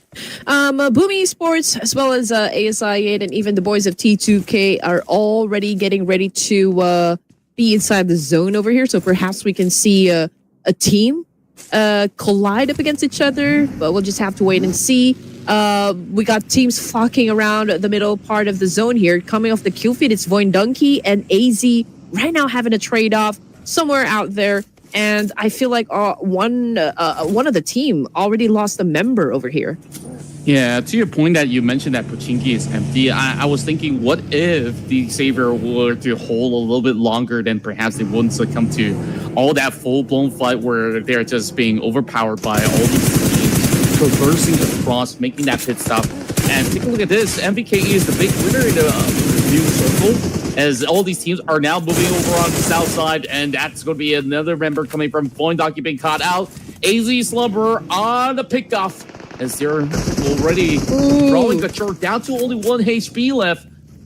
And the rest of the field, Point Donkey, hoping to actually nail some numbers down, but it's going to be some bait and switch coming for AZ Slumber, drawing their attention while they're trying to have a setup coming from Gachi right down under. Instead, he got met by the grenade, cooked perfectly by the potato. Yeah, AZ getting blasted away here from Voindunky. Potato always so accurate with those shots, with those nades. Voindunky gaining a little bit of an advantage up against the opposition. And AZ, I do wonder what they're going to do in this situation. But Gakor, obviously, was one of the casualties for the side of Voindunky. Potato popping off those smokes here to conceal their exact location. They need to finish this guy off to not get so much information, from Voindunky. Yeah, Asmi is on the lookout, and perhaps they're just going to be drawing away from this compound. When Potato is going to be crashing right into the middle, though, so this kind of caused a little bit of stir. As AZ, they want to ideally save their fallen comrade, but too little, too late. He's already bleeding out dry. So Mochi is going to play a pivotal role right now to see if he can spot out Asmi. Asmi, he's pretty much safe inside the shack. So it is a little bit of a tight situation. And keep in mind, we have not seen Zeta because he's on the far left-hand side of the high ground hill. So he still gets to get a say on whether if AZ gets to push or not. Okay, here we go. Voindunky is not letting go of AZ, obviously. They're just really waiting for them to come out of hiding, and if they're brave enough to actually go for the push. But anyway, is I8 still a complete squad?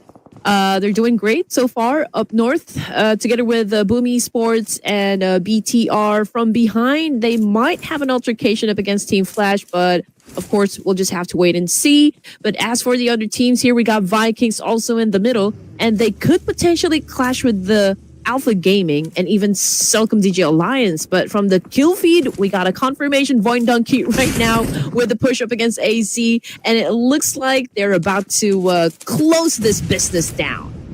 Yep. I don't think there's much of a business to begin with for the rest of AZ Slumber.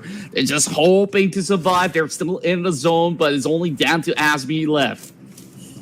Meanwhile, Talon's coming in from the back, so this could cause a little bit of stir between these three teams over onto the south side. Boing Donkey's got to keep an eye out for that.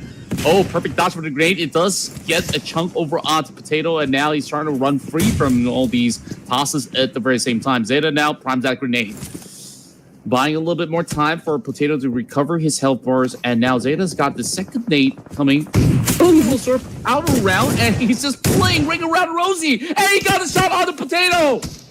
Oh man, here we go. Zeta right now making a move, but couldn't hit his target. We got Potato knocked down on the ground hard.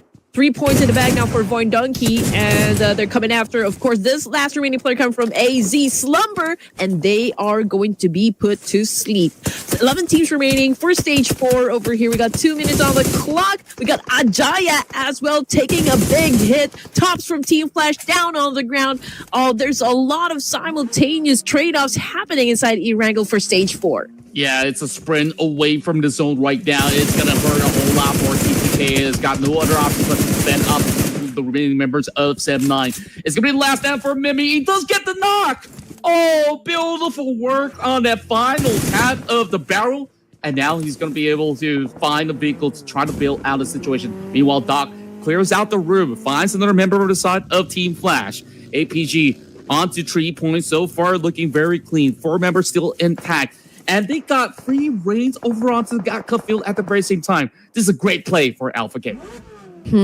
Okay. I mean, Team Flash is so far away from Alpha Gaming, though. So I'm curious what happened and how Team Flash was able to knock down at least one player from APG. But APG continues on, of course, to survive the game. They're pretty close with Vikings. So I'm wondering why, that clash hasn't started just yet. But perhaps because, both of the teams here are still inside the zone, so maybe we just need for the circle to shift away. Then perhaps that could pave the way for these two teams to actually fight. But in the meantime, we're looking at ASI 8, and they're pretty close to Sem 9 and Team Flash. And you know what? Tribe Aeromacy might be joining the mix as well.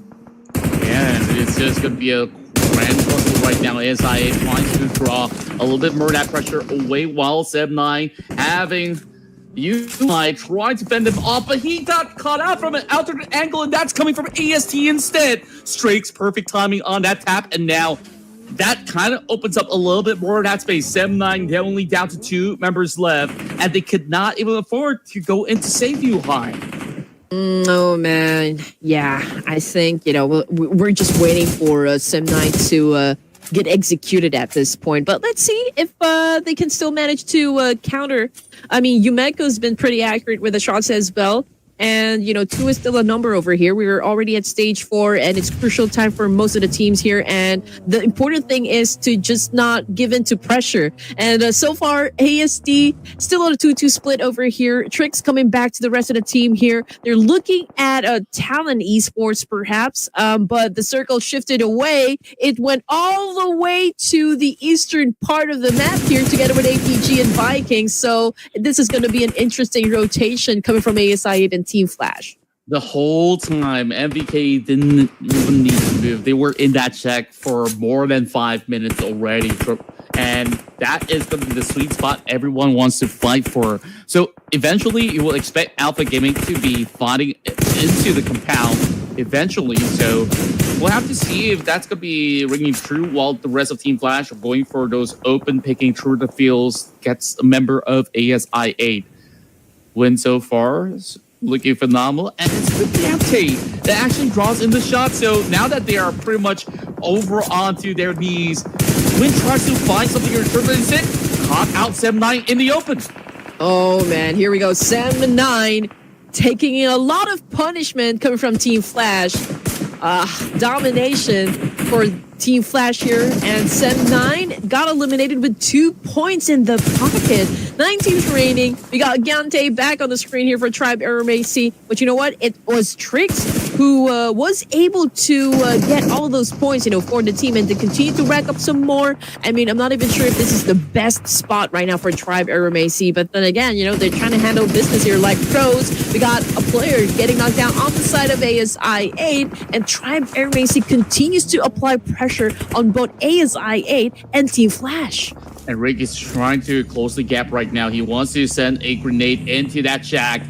And this could be the one to settle it all up against the rest of Team Flash. They're running for their lives, barely having any front cover. That nade barely hitting over onto Bose. And he's got to find a way to defend himself. Not so much when he's inside the smoke, though. Quickly be eliminated by the side of Gante. And now it's only 1 member left. The side of Team Flash can win it all outrageously. Doesn't seem to be the case for now. ASI 8 goes down. Another nade follows true. And I don't think that there's a way out for Win as well, because he's also getting shot out of nowhere into the smoke. AST, they're absolutely dominating in the open field. Yep, and it looks like Tribe Aeromacey is testing the Big Bang Theory by throwing a lot of nades up against the opposition and was able to score a point. Back to Alpha Gaming, everyone. You know, we've seen them again with a low-key personality for this game. You know, they haven't been really engaging during the first few zones over here, but it's a different story at the moment as we see them doing a little bit of spray up against Vikings. And now we're back to Boom Esports. 2 casualties for this team. So it's Pubg also getting knocked down on the ground. So are they in trouble right now? I'm not too sure whether if they fully are, but Yummy's angle is just insane on how he actually gets a glimpse onto those members of APG. While they're also doing exactly the same. Zyle inside the grass, trading back and forth while they're not really getting all too much in return. MVKE, they're still locked and loaded inside of the only compound in the zone. It's going to get updated in a quick bit. Where's it going to go? Still within the zone for MVKE. Now, what's going to happen here is teams are going to be looking to challenge MVKE eventually. All right, here we go. At least we are experiencing a slowdown, you know, a truce happening between all of the teams that survived and still alive here for stage number 6. We're not hearing any gunshots. You know, at this point, you know, everyone is extracting information as to where their enemies will be coming from. Is this a safe spot? Is this the right location? Are we going to go in for the kills right now? That's just, you know, one of the things that the teams are probably considering at the moment. Alpha Gaming, right now, they do have a visual up against Vikings. Obviously, Vikings holding onto a prime location over here. And APG, they're deciding, hey, maybe this is a great spot for us. So are they going to crash this one? Yeah, they also spot out combination of lines at the very same time, so they don't really have to go do much against Vikings until much later on. But here comes the crash! Tribe Aeromacey! They just storm the gates and clears out the wolf pack. Boom Esports goes down on 6th spot. I thought Yummy's been doing so well, but that decision-making coming from AST was absolutely golden. They get to go on a full reset, so they still have 4 members strong. Yep, Tribe brought down the pain up against Boom just a while ago, and now we're looking at the final 5 teams here for stage 6. And again, we got the Vikings at the top of the chart here with 29% chance of bagging the chicken dinner, followed by APG. We got AST, Celcom DJ Alliance, and Talent Esports. So this is a 4v4, v3, v2, v2. Yep, we're gonna slowly see those numbers dwindle down with Tins just securing 1 over on the outskirts, banging 1 out from the side of AST. Only down to 2 members left. Kasim, aka Jimmy OP, so far looking pretty easy from the top side of the hill. MVKE remains to be the most stacked amongst the many, and you could arguably say APG is pretty much the same, but they're already looking at wounds. Here comes the full swing coming in from Pacific once again. JBOP looking for a little something alongside with Boy, but he crashes out as they just storm directly in the center, and they have to pay the price up against APG. Well, we have been waiting for APG to pop off, and that was such a great display of skills being set out by Alpha Gaming. So then again, Vikings being patient, you know, they really don't have to move anywhere else. They just have to wait for Tribe Aeromacey to come knocking down the door. Same thing goes for APG. But then again, Superman with an awesome shot right there, directly putting down 1 member of APG. Yeah, the Vikings, they could look to extend their wings later on if they have already cleared out some of the open fields. As a matter of fact, with these current updates, MVKE, they should still have certain portions of their compound to still be within the next zone. And if it does not, then it will be a little bit tougher for the rest of them. But the good news is all of the compounds are intact. So this is just daunting. I believe that there's just going to be a hard time for everybody else, except for APG, to actually challenge for the title right now. Until now, out the open, going to be quick taps coming from the side of Zio, but he's not going to be finding the final bullet to get the knock done. So Tribe Aeromacey still in a little bit of pickle. Same could be said about Talent Esports. Oh, Vikings, they know they have this one in the bag. They just have to be patient. They just have to play their cards right. Alpha Gaming getting ready to charge in, getting ready to snag away this compound from Vikings. Here comes the challenge. We got Dog cooking up an 8 here, trying to put down 1T and Tins. We got Ruthless about to answer back. We got Trang as well, trying to keep them at bay, but nobody's getting knocked down just yet. 1T just pretty calm at this point, waiting for Ruthless, and here comes the attack. He has the element of surprise, but missed to actually shut him down. Missed opportunity right there from 1T. It could have actually been so much if he actually get that knocked down. But Alpha Gaming, they were relentless. They will continue to push up ahead. This allows the rest of the teams to get into the zone because MVKE is currently defending their compounds. They have to give way to APG to secure half of these locations. Riff is now taking charge, but he's already walking through a couple of Molotovs tossed right inside of the compound. And now MVKE got the box in. He got the knock. It's 2. And now it's only down to Riffus. Oh man, this is getting spicy. Vikings right now dominating with 5 points. Vikings, Tribe, RAC, Talon, final 3 teams here in Erangel, looking to get that chicken dinner. We got Yoru on bended knees at the moment, courtesy of Tribe. Oh man, that's a confirmation. Talon Esports losing a member over here, down to their last one. Again, this is an exchange between Vikings and Tribe. RMAC at the moment. Superman already been taken out of the equation. We got Tribe answering back with a couple of nades here. 1T about to pop off as well. Trang popping off those smokes. Who's going to be winning the fight? Well, there's still numbers advantage for the side of Vikings, but Superman kind of gave his life away when he drove in with that buggy. So they will go on and reset. There's still that one member left from the side of Talent Esports. I believe he could be Achul or somebody else. So he's going to wait for a little while longer while Gantes is on the lookout to deny the entry point for Talent Esports. So further confirmation, it is definitely Achul to be the final member of Talent Esports. Tins, when's he going to activate? He does have a grenade. And speaking with perfect lob onto Zaidi, as he will be able to land that final blow. And it's going to be a confident push coming out of Vikings to restore the gains. And now make it look like it's Ragnarok. From the top, make it drop. Let's see if Tribe RC can actually follow through. Guillante with an amazing shutdown for the DPS. Here comes another one. Vikings right now in big trouble, and that is all because of Guillante. Tribe Aeromacy survived the clash, and we're looking at a Mexican standoff happening right now with one player itched to rep up their team. True, he finds the alternate angle. He takes down 1T instead. It's between Talon and ASC's very own Gante. Could this be the clutch of the century right now? Nates now toss at each other. Plenty of resources for ASC to restock upon those fallen members of MVKE. Another one lob over the back does not connect over onto Achul. Achul wants to draw him out. They could just buy time. Wait for Circle 9 to appear, and then it will be down to this final 1v1. This is also going in and connects, and it's Achul to secure it.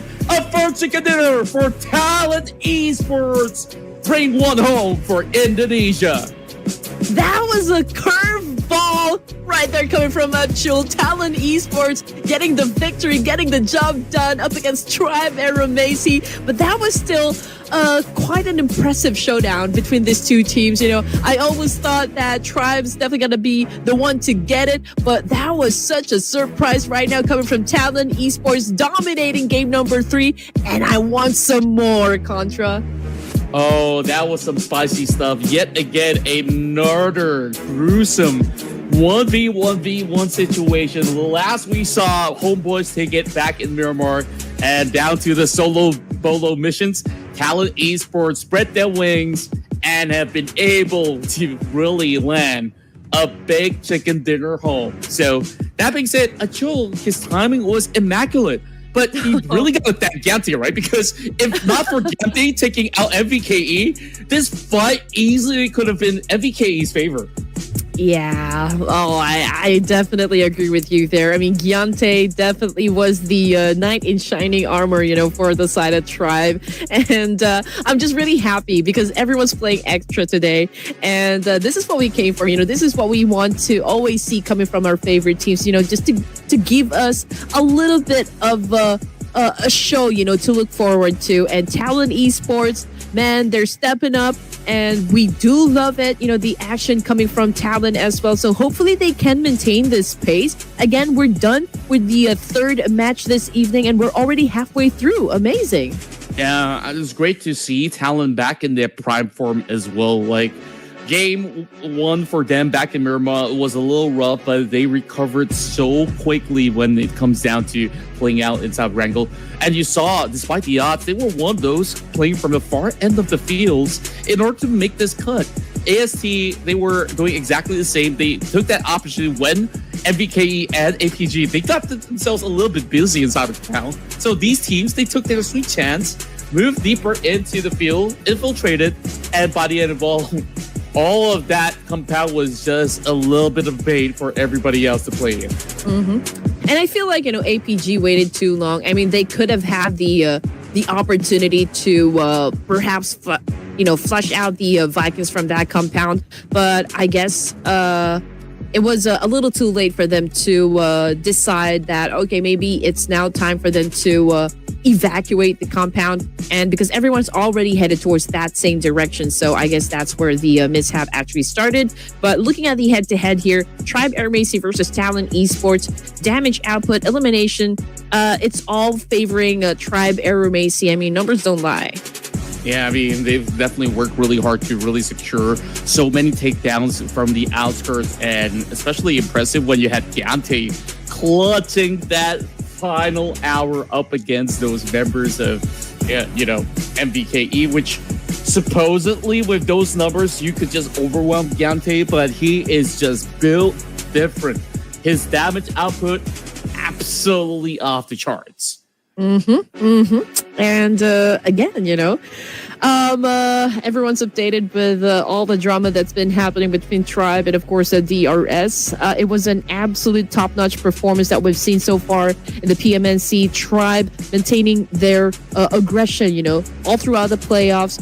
Day one and day number 2 of the grand finals. I guess during the third day, that's when they started kind of falling off from glory. Don't exactly know what happened, but again, Tribe Air Macy still showing up right now, which is a perfect. Giante at top 1 here for the performance. So it's a great thing to know that Tribe Air Macy still is up for any challenge there is to come along the way. True enough, and right now with a quick update onto the scorelines, AST, well, you predicted them to win out the chicken dinner. Despite them not winning out, they're still the best performer in the map with a total of 17 points. Talon Esports have been the one to steal the show by the tail end with Achille's brilliance to secure that chicken dinner home. And of course, Alpha Gaming and GN Vikings Esports, they were both in the poised position for the most part of this matchup. So they do walk away with those double-digit returns by the end of it.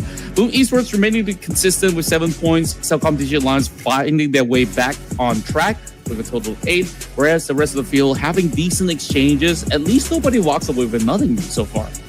Oh, yeah. I mean, I agree with that one. I'm waiting to see, of course, 4 Tribes popping off as well. This is not the usual gameplay we see from Falak and the rest of the team here. And also for the side of Tribe, once again, Rig has been a perfect addition to the roster. He's been blending out quite well. He's definitely complementing the play for Tribe Air Macy, the synergy, the chemistry, everything. So hopefully they could bounce back, from that fight that they've had during the PMNC. But T2K, this is a team I'm also looking at as well. I mean, like, they're a little bit down in the leaderboards from the PMNC, but for Ruthless, perhaps, we can see them dominate. We're waiting for them to do something about it. Yeah, well, we got a quick update on the overall rankings. APG, with their consistency, they now surge up 3 spots to take number 2. Boom Esports, rather consistent, holds on to that number 1 spot.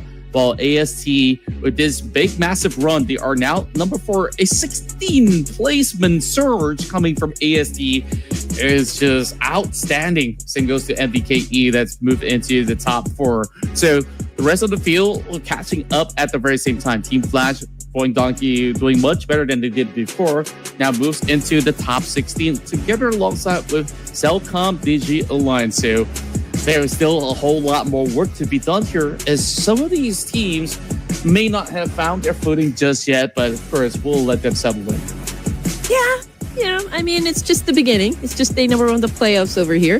And I believe we do have 16 teams that will get the golden ticket to play for the grand finals. So I guess this is, like an easy stage for now for most, if not all. Coming to the third page, rather, you can see Todak, Hora, 52 VPE, 4 Thrives, ASI at M9, even Alter Ego Errors. I mean, these are giants, in the competitive scene. So I'm pretty sure that they're going to do something about it.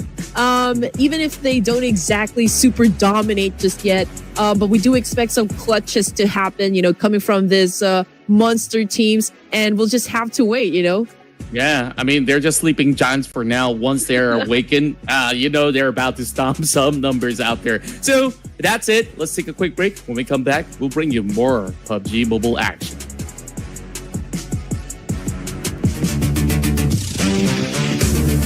Step into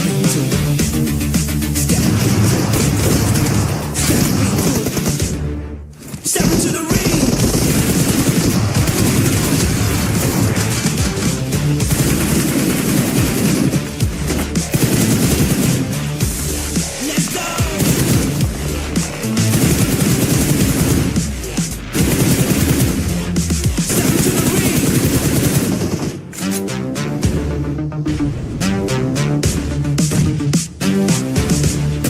Step into the ring. Step into the ring.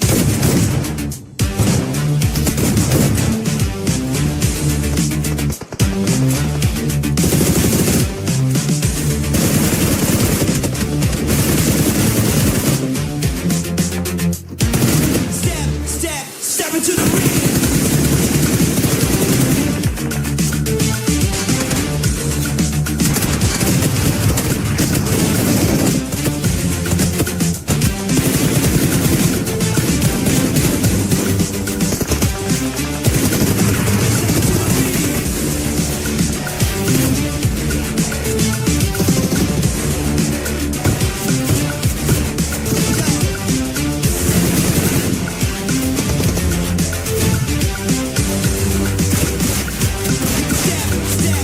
into the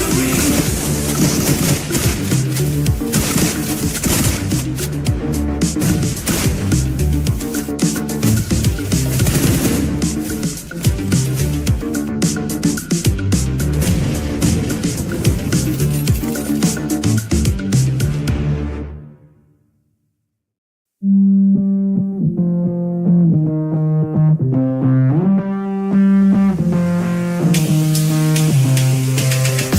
Lights out. I got a feeling, but I can't shout. I got reasons, but I'm all out. No rest for the weekend.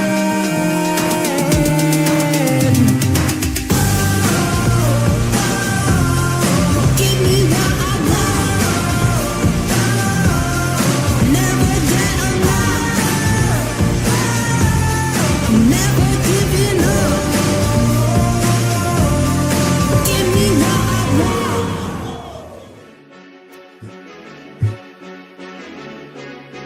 Welcome back once again to the Ruthless Invitational Showdown. This is another brand new iteration with a lot of individual prowess to kick off our day 1.